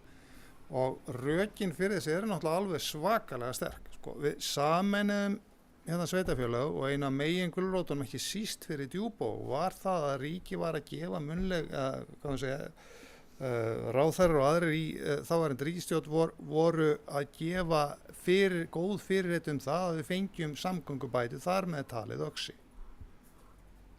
Það var ekki efnt og sko það mjög auðvelt að rökstíða Axarveg með fleira en því að þetta sé hættulegu vegur, það fullt af hættulegum vegum. En ein mjög sterk röksemd svo að þetta sveitafélag nánast stór hluti af því sem í mikill uppbyggingu þar segja Djúpivogur, eiginlega bara skorinn frá því. Það ekki nóg með það að vegurinn Öxi sé bara drulluslóði. Sko hin leiðin, Suðurfjarðarleið, bara ekki bjóðandi, sko, orðin. Þetta ein bara blind hæð alla leið, stórhættuleg, mikið á þungaflutningum á henni og bara spurning hvenær verður þarna alvarlegt slys. Þannig að það má segja eiginlega sko að þetta hérna bara sé Djúpivogur, hann bara skorinn frá Múlaþingi eins og Vestur Berlín var hérna fyrir Játjald. Í Játjaldsárun.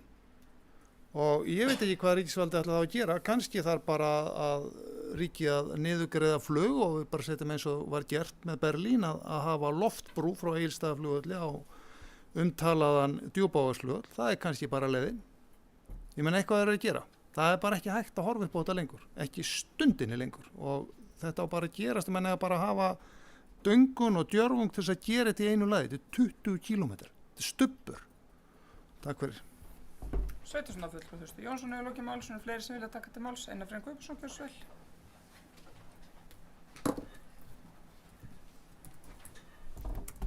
Virðulegi forseti, góðir fundarmenn. Þetta nú ekki fyrsta skipti sem við tökum þetta mál hér fyrir á sveitarstjórnarfundi og örugglega ekki að síðasta.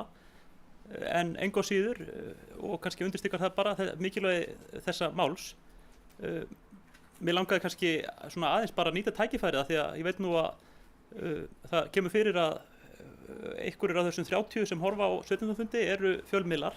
Ég langaði að benda á grein sem að heimastjórn Djúpivogs skrifaði í Bændablaðið hérna fyrir verða 2 árum síðan undir heitinu Heilsársvegur yfir Öxi skynsamleg fjárfesting. Það vill reyndar svo til að einn af höfundu þessa greinar hér í salnum í dag, Guðný Lára Guðnadóttir, sveitarstjórnarfulltrúi, en þar einmitt á mjög hnitmiðan hátt farið yfir það hvað ávinningurinn í rauninni mikill fyrir tiltölulega litla fyrirhöfn. Hér hefur verið bent á að þetta sé 20 km kafli, það rétt, og menn tala hann kosti í kringum 5 milljarða. Hann að spara 70 km aksturs þá leið sem að annars þarf að akka menn fara firðina. Það tæpur klukkutími í tímasparnað og við það bætist þá eldsneytissparnaður og tímasparnaður og ég veit ekki hvað mælir ekki með þessum vegi. Og þetta og ef við tökum þá krónurnar sem að það kostar þessi kílómetri stytting, þá veit ég nú ekki hvar á landinu hægt að stytta vegalengdir á svona hagkvæman hátt. 5 milljarðar fyrir 70 kilometra vegalengdarsparnað nú held ég bara nokkuð vel sloppið, en fleira var ekki. Takk fyrir. Sveitarstjórnarfulltrúi Einar Freyr Guðbjörnsson hefur lokið máls, fleiri sem vilja taka til máls. Svo ekki, þá tökum við tillöguna til afgreiðslu. Þeir sem samþykkja tillöguna réttu upp hönd. Það samþykkt samhljóða. Við erum þá komin hér í lið nr. 6, snjórhreinsun á Öxi. Fyrir liggur bókun frá fundi heimastjórnar Djúpivogs, dagsett 9. janúar 2025, varðandi snjórhreinsun á Öxi. Eftirfarandi tillöga liggur fyrir fundinum. Sveitarstjórn Múlaþings vísar ábendingum heimastjórnar Djúpivogs varðandi mögulega nýtingu heimildar helminga kostnað við vetrarþjónustu á Öxi til umhverfis- og framkvæmdaráðs til afgreiðslu. Ég ætla að opna mælendaskrá undir þessum liði, einhver vill taka til máls. Sveitarstjórnarfulltrúi Helgi Hlynur Ásgrímsson, gjörðu svo vel.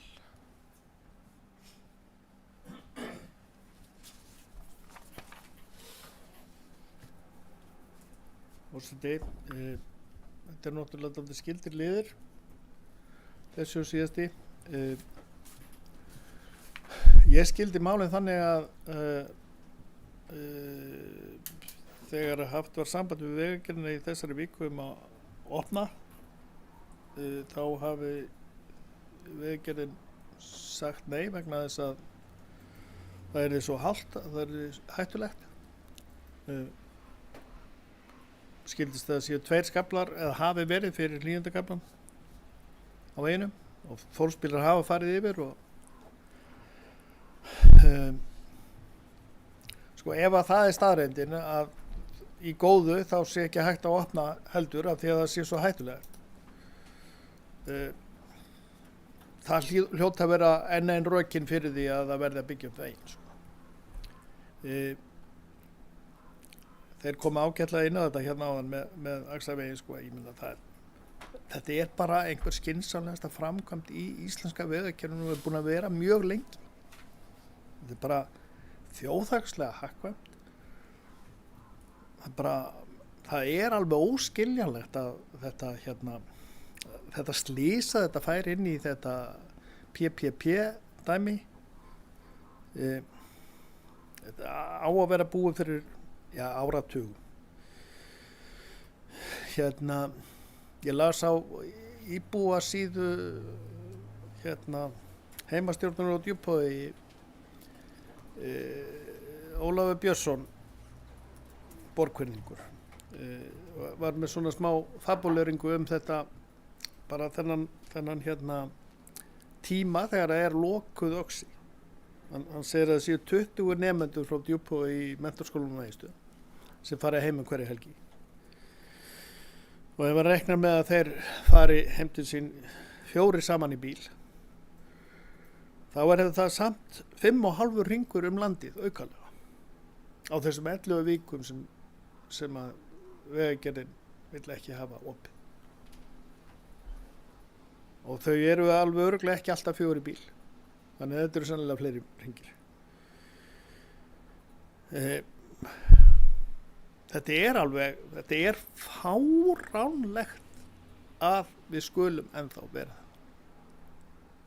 Og svo heyrum við bara einhverja besservissara segja nei, það er algjört rugl að fara með hálendisveg af því að það sé hugsanlega betra að gera göng einhvern tíma seinna. Eftir 20, 30, 40, 50 ár. Og þess vegna sé ekki hægt að gera veg yfir. Þetta er snjólétt svæði og þeir eru búið að færa hérna veginn frá þessum stöðu þar sem alltaf verður ófært. Þá verður ekki erfitt að halda þessum vegi opnum. Og ég tek bara undir það að við þurfum að leggjast gríðarlega fast á árarnar að koma þessu stað. Framkvæmdinni. Takk. Sveitarstjórnarfulltrúi Helgi Hlynur Ásgeirsson og Loki Málinssoni. Ég ætla að biðja sérstakan fundarstjóra að taka við stjórn fundarins þar sem að forseti hyggst taka til máls.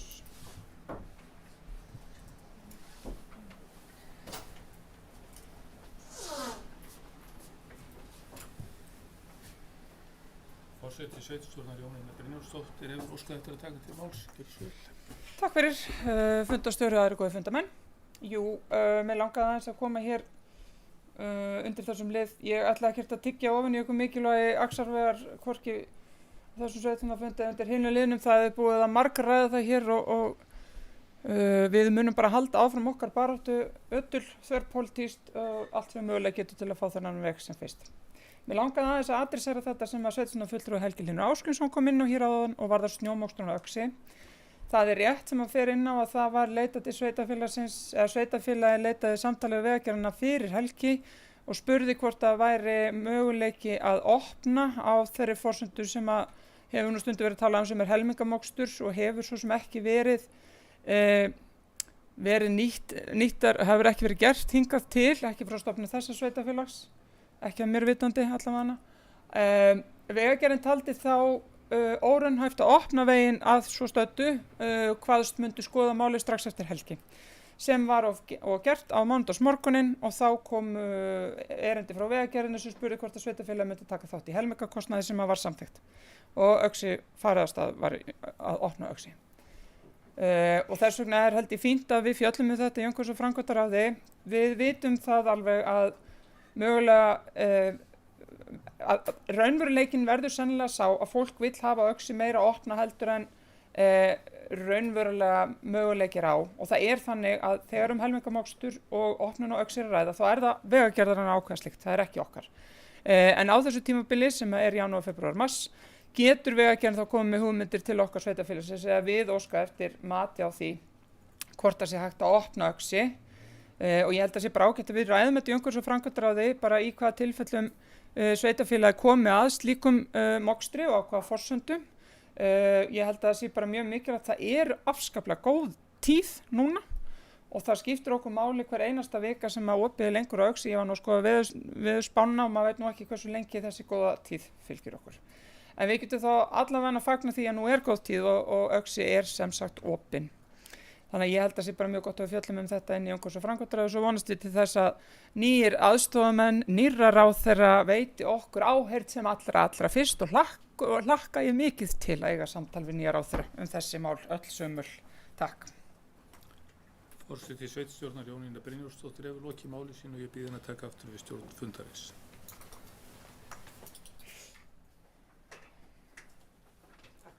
Fleiri sem vilja taka til máls undir liðnum snjórhreinsun á Öxi. Ef ekki þá tökum við tillöguna til afgreiðslu. Þeir sem samþykkja tillöguna rétt upp hönd. Það er samþykkt samhljóða. Við erum þá komin í lið nr. 7, húsnæðisáætlun Múlaþings 2025. Fyrir liggur bókun frá fundi umhverfis- og framkvæmdaráðs dagsett 13. janúar 2025 varðandi húsnæðisáætlun Múlaþings. Að tillögu umhverfis- og framkvæmdaráðs staðfesti sveitarstjórn Múlaþings fyrirliggjandi endurskoðaða húsnæðisáætlun til næstu 10 ára. Framkvæmda- og umhverfismálastjóra falið að sjá til þess að hún verði birt á heimasíðu sveitarfélagsins og kynnt þar til bærum aðilum. Ég ætla að opna fyrir mælendaskrá undir þessum lið. Einhver vill taka til máls? Ef svo er ekki þá tökum við tillöguna til afgreiðslu. Þeir sem samþykkja tillöguna rétt upp hönd. Það er samþykkt samhljóða. Við erum þá komin í lið nr. 8. Aðalskipulagsbreyting Seyðisfjörður hafnarsvæði. Í upphafi máls vill forseti vekja máls mögulegu vanhæfi sínu og ætla að biðja fundar stjórum að taka við stjórn fundarins.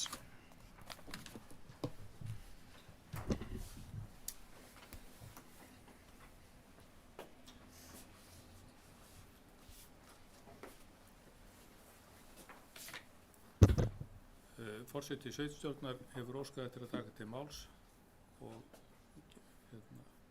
orðið er laust. Takk fyrir forseti og aðri fundamenn. Ég ætlaði hér að vekja máls á mögulegu vanhæfi mínu, eða raun og veru staðfestu vanhæfi mínu í þessu máli. Það kemur til að því einnig þessari aðalskipulagsbreyting er breyting á lóð sem að Tækniminjasafnið hefur haft og er að fara að byggja á. Við höfum, og ég sem safnstjóri Tækniminjasafnsins hef haft aðkomu að vinnu málsins sem safnstjóri til þess að tryggja að lóðin sé eins og safninu henti og því tel ég ekki eðlilegt að ég komi að afgreiðslu málsins hér og hef verið talin vanhafa fyrri stigum málsins og lýsi því yfir ég óska eftir að vanhafi mitt verið tekið til afgreiðslu. Takk. Við þökkum Jónínu Brynjólfsdóttir fyrir, orðið er laust ef einhver vil taka til máls. Svo er ekki og þá ber ég upp tillögu vanhæfi. Þeir sem geta samþykkt vanhæfi. Það er samþykkt með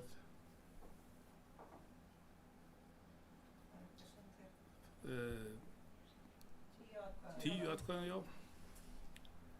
Er einhver sem situr hjá eða einn sem situr hjá, Þröstur Jónsson. Jónína yfirgefur fundarherbergið. Þá er tekin fyrir tillaga og forseti hafði áður lesið tillöguna þannig ég ætla ekki að lesa hana aftur en ég ber upp tillöguna. Nei, orðið er laust tillöguna ef einhver vill fyrirgeði. Ef einhver vill taka til máls. Svo er ekki og þá ber ég upp tillöguna. Þeir sem geta samþykkt tillögu aðalskipulagsbreytingu Seyðisfjörður hafnarsvæði gefið merki. Og tillagan er samþykkt með 11 atkvæðum. 10? Já, fyrirgefið. Samþykkt samhljóða.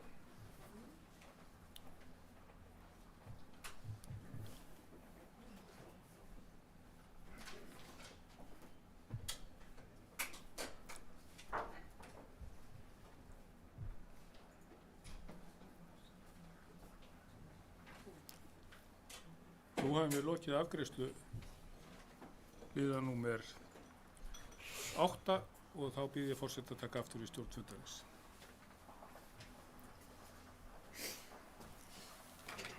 Takk fyrir það. Við erum þá komin í liði fundagerða. Venju samkvæmt ætlum við að taka fundagerðirnar í Hollum og við ætlum að byrja á því að taka fundargerðir heimastjórna. Hér er að ræða lið 9, 10, 11.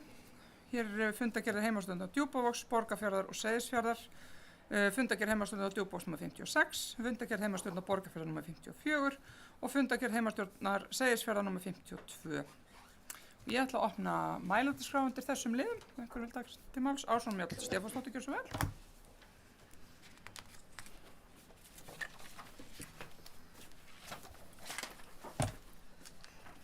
Já, frú forseti og annað gott fundarfólk.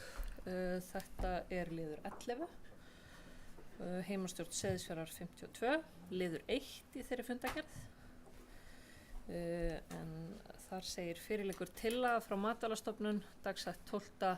desember 2024 að rekstrarleyfi Kaldvíkur HF til fiskeldis í Seyðisfirði. Athugasemdum við tillöguna skal skila inn eigi síðar en 20. janúar 2025. Það er stutt í það, en heimastjórn vísa til fyrri umsagnar sinnar sem samþykkt var að senda inn á 47. fundi heimastjórnar Seyðisfjarðar og var þetta svo lagt fram til kynningar. En heimastjórnarfulltrúi Jón Halldór Guðmundsson lagði fram eftirfarandi bókun sem ég ætla að fá að lesa. Nú hefur Matvælastofnun auglýst fyrirhugað rekstrarleyfi vegna laxeldis í Seyðisfirði. Margir aðilar, opinberir aðilar, íbúar á Seyðisfirði og fleiri hafa bent á ágalla þessarar atvinnustarfsemi í Seyðisfirði. Laxeldi er í trássi við eindreginn vilja íbúa á svæðinu. Taka ber tillit til þess. Komið hefur fram að eldiskvíarnar takmarka öryggi siglinga skipa í firðinum. Burðarþolsmat Hafrannsóknastofnunar er upp á 10.000 tonna lífmassa. Heimamenn vilja að náttúran njóti vafans og benda á slæm dæmi afleiðingar erlendis. Eftirlitsskylda leyfishafa varðandi slysasleppingar, lús og fleira er ekki trygg leið til að fylgjast með umhverfisáhrifum. Fiskeldiskvíarnar og festur þeirra mega ekki fara inn á helgunarsvæði Faris og vakin er athygli á því að rekstrarleyfishafa sé treyst til þess að uppfylla þetta atriði. Undirritaður vekur hér með athygli viðkomandi á þeim ágöllum sem á málinu eru og vonar að sveitarstjórn standi með íbúum í þessu máli. Það svo sem kannski er borin von, en ég ætla að fá að taka undir þessa bókun Jóns Halldórs og vil jafnframt hvetja alla hér inni og þá sem að horfa á til að skila inn umsögn vegna leyfisins fyrir 20. janúar næstkomandi og bendi öllum þeim sem vilja vernda Seyðisfjörð og biðla til stjórnvalda að stöðva leyfisveitingu þessa að skrifa undir undirskriftalista þess eðlis en hann má finna á heimasíðu samtakana VÁ, Félag um vernd fjarðar, vá-félag.is og er fyrir alla landsmenn. Takk. Sveitarstjórnarfulltrúi Ásrún Mjöll Stefánsdóttir lokið máli sínu. Eru fleiri sem vilja taka til máls undir þessum liðum? Sveitarstjórnarfulltrúi Ívar Karl Hafliðason var þarna sekundu brota undan frænda sínum, Eyþóri Stefánssyni. Það eru fórstæði funda fólk. Þetta er liður 9, heimastjórn Djúpavogs, fundur 56 og þetta snerti kannski á tveim atriðum hérna. Það er liður 9 varðandi vatnsveituna og vandamál sem urðu þar. Við fórum aðeins yfir stjórnarfundi Hitaveitunnar í gær.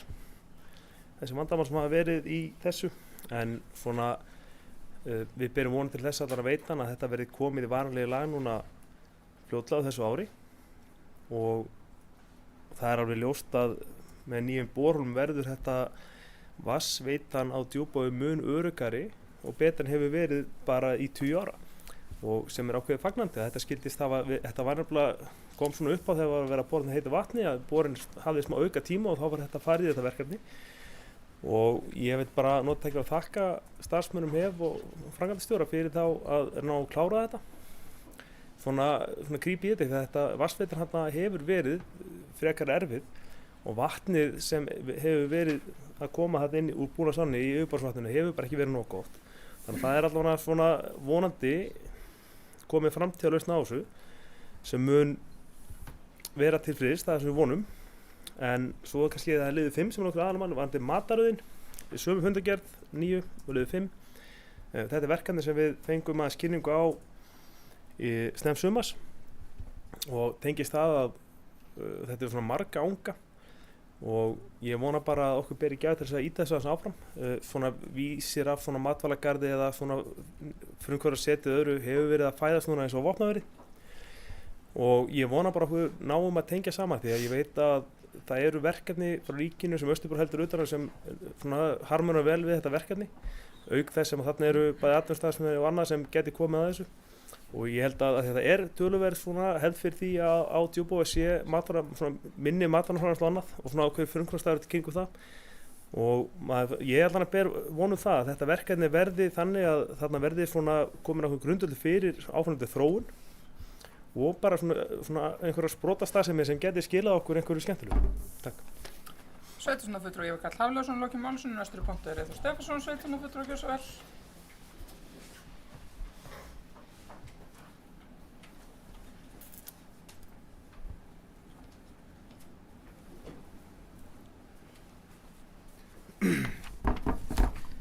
Frú forseti og annað fundafólk, annað gott fundafólk. Þetta mál nú svona það bil í annar hverju fundagerð en ég ákvað að taka það bara hér. Getum bara tekið hérna undir heimastjórn Borgarfjarðar nr. 10. Og þetta umferðaröryggisáætlun Múlaþings. Liður 2.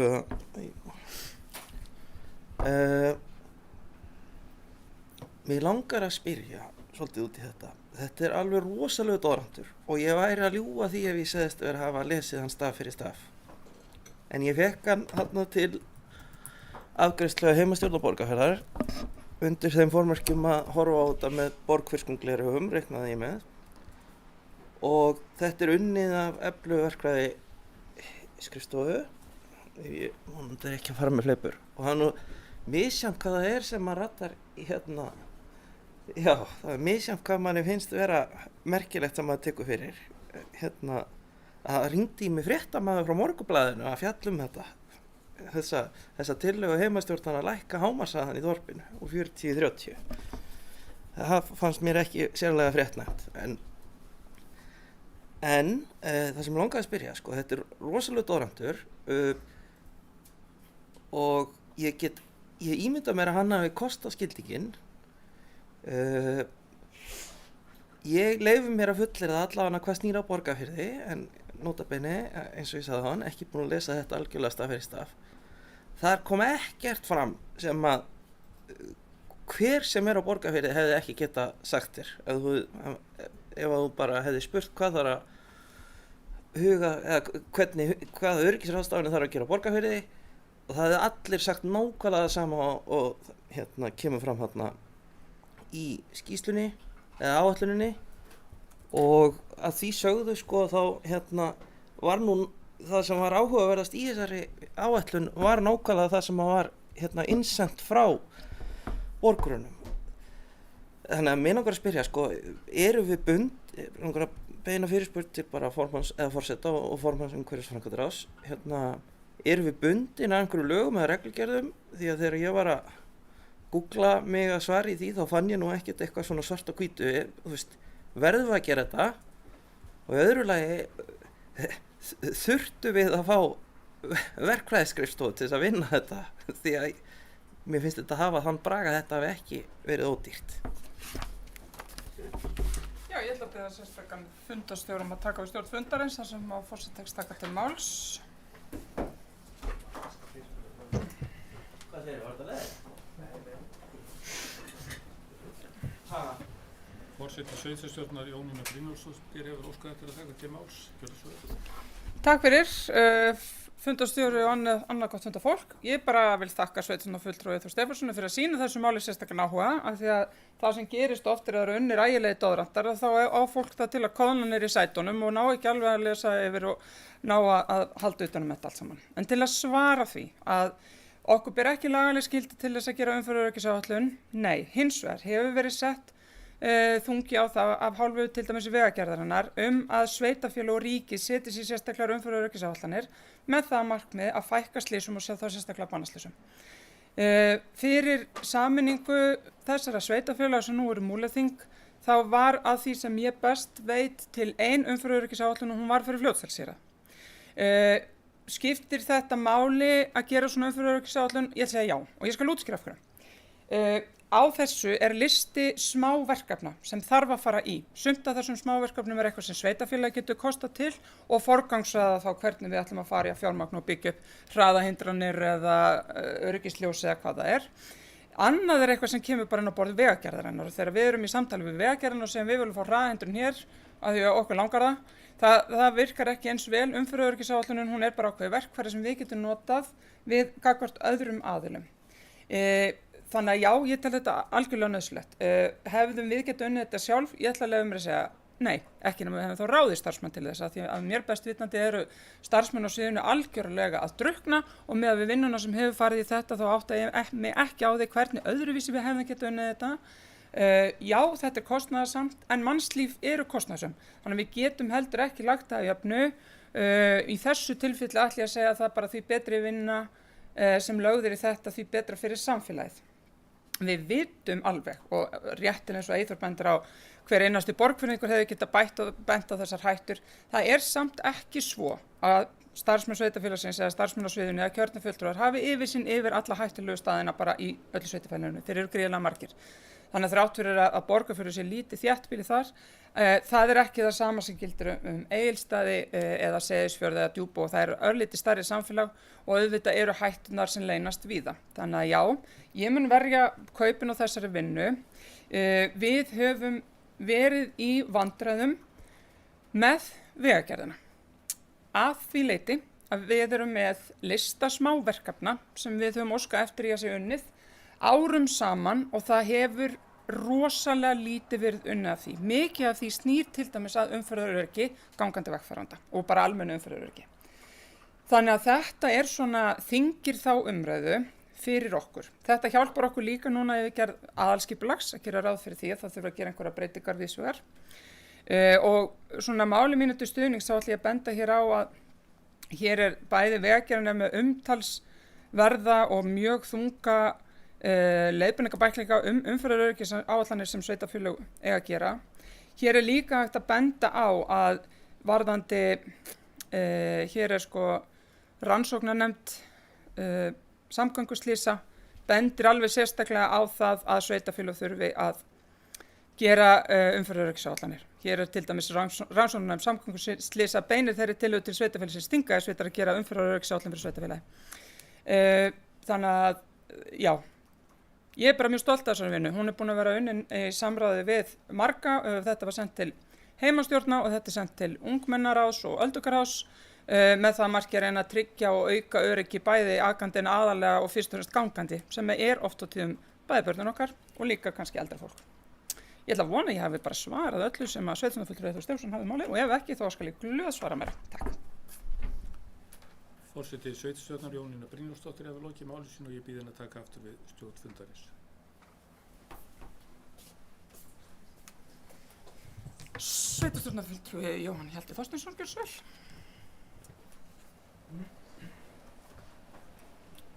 Frú forseti, fundamenn, mín fyrirspurn snýst þetta sama mál og Eyþór kom upp með þér en ég vil beina þessa spurningu til þín, forseti, sem formaður umhverfis- og framkvæmdaráðs. Hvers vegna var viðmiðunartími á slysum sem voru skráð niður bara 5 ár eða 2019 til 2023? Af hverju var ekki farið lengra aftur í tímanum? Ég ætla að beða sérstakann fundarstjóra að taka við stjórn fundarins sem forseti hyggst taka til máls.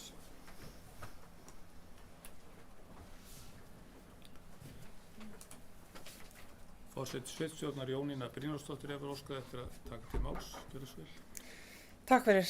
Ég vil þakka bara Jóhanni Hjalta fyrir góða spurningu og styrsta svarið ég get ekki svaraði. En ég get aflað upplýsingar komið til þín. Ég ætla að segja hér í tengslum við önnur störf þegar við erum að vinna að skipulagsmálum og kanna hin ýmsu mál að umferðaröryggistölur, þessar tölur slys og alvarleg slys, það hefur verið eitthvað á reiki, okkur hefur gengið erfiðlega að finna þessar tölur. Eitthvað skráð eitthvað á einhverjum stað og eitthvað skráð á einhverjum öðrum stað og í tengslum við annan mál þá vorum við bara í hreinustu vandræðum að því við vissum að það hefur verið slys en við sáum það ekki á þeirri skráningu sem við leituðum í.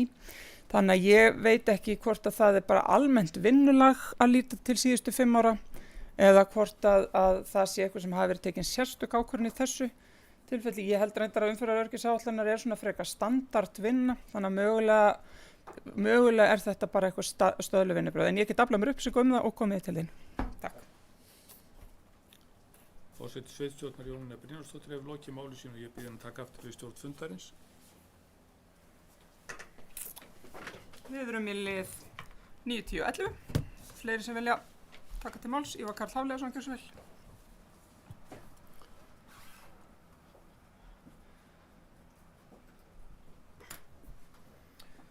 Fyrir fórstann að funda fólk. Þannig fram þessu, ég tekum það, þetta er mikið orður og mikið uppsingum.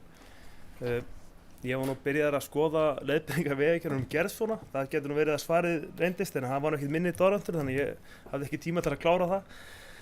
Þannig að, en það sem ég held að kannski vekja þess athygli á að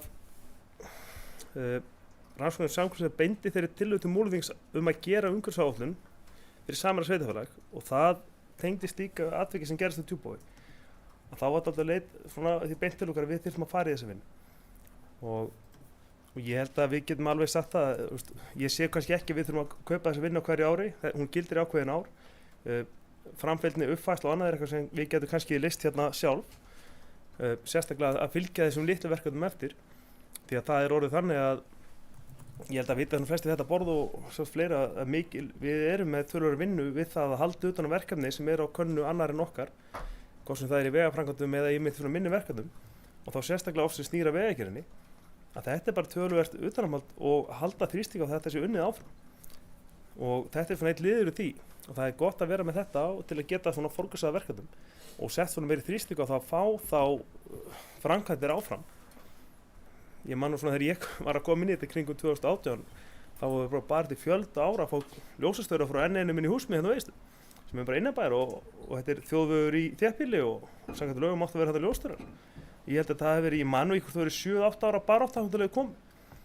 Þetta er bara raunveruleik sem við búum við að við erum ofta að berjast við Vegagerðina hluti sem maður ætti að segja að vera bara sjálfsagðir og bara gríðarlegt öryggismál en það tekur fjölda ára og mér finnst við höfum náð núna síðustu ár ákveðnum svona, hvað segir maður, við höfum gengið betur hjá okkur og það er ekki sísta svona, hvað segir maður, vinna starfsmanna, eftirlit og eftirfylgni með þessum verkefnum sem hefur skilað því að við höfum svona tekið lítið skrefið rétt á. En ég ætla að segja, mér finnst þetta, bursið hvað þetta kostar, þá þetta sé bara verkefni af öllum þessum stefnum áætlum sem við erum að gera. Þetta er kannski eitt af þeir sem maður hefur alveg skilning á. Takk. Sveitarstjórnarfulltrúi Ívar Karl Hafleifsson hefur lokið máls og fleiri sem vilja taka til máls undir þessum liðum. Svo er ekki, þá eru fundagerðir heimastjórnarlagðar hér fram til kynningar. Við erum þá komin í lið 12, 13 og 14. Hér er að ræða fundagerðir byggðar á Múlaþings nr. 137, 138 og 139. Ég ætla að opna mælendaskrá undir þessum liðum. Ef enginn hyggst taka til máls þá eru þær lagðar hér fram til kynningar. Við erum þá komin í lið 15 og 16. Hér er að ræða fundagerðir umhverfis- og framkvæmdaráðs nr. 136 og fundagerðir umhverfis- og framkvæmdaráðs nr. 137. Ég ætla að opna mælendaskrá undir þessum liðum einhverju hyggjast taka til máls. Svo er ekki, það er þá lagt hér fram til kynningar. Við erum þá komin í lið nr. 17 sem er fjölskylduráð Múlaþings, fundagerð nr. 120. Ég ætla að opna mælendaskrá undir þeim lið. Jóhann Helgi Þorsteinsson hefur óskað eftir að taka til máls, gjörðu svo vel.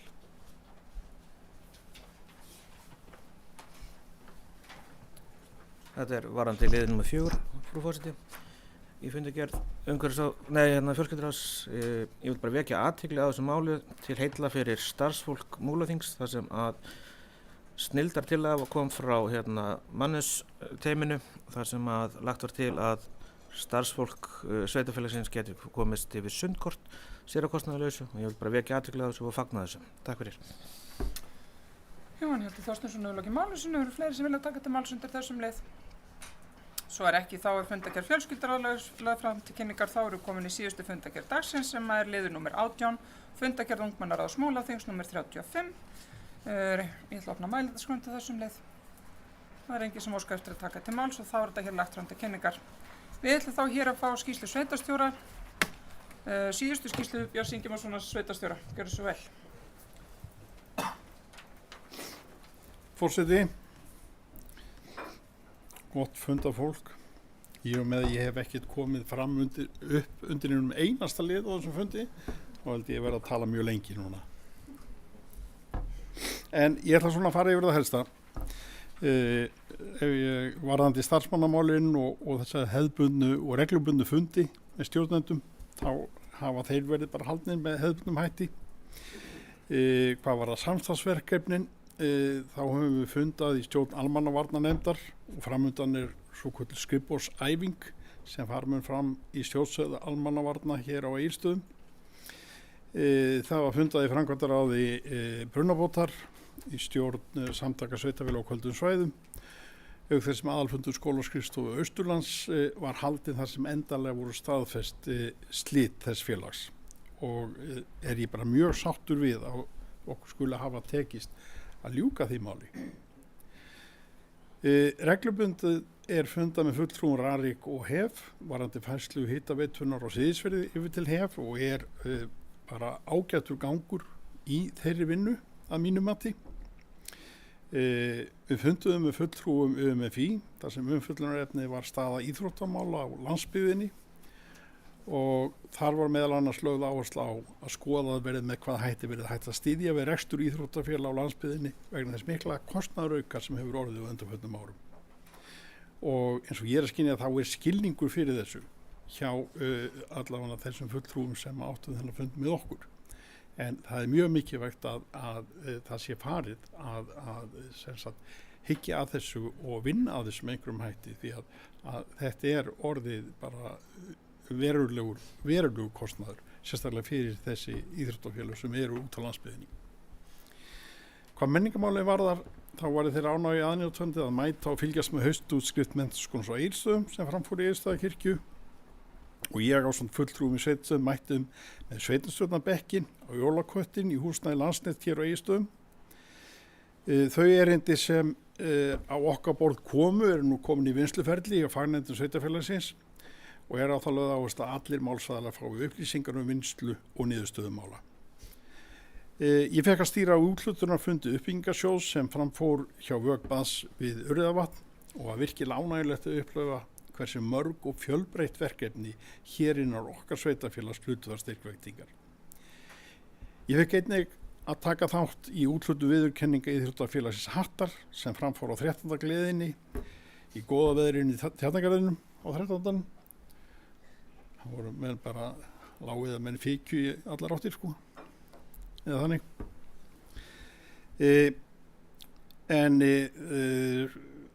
Og það var mjög, hvað ég ætlaði að segja,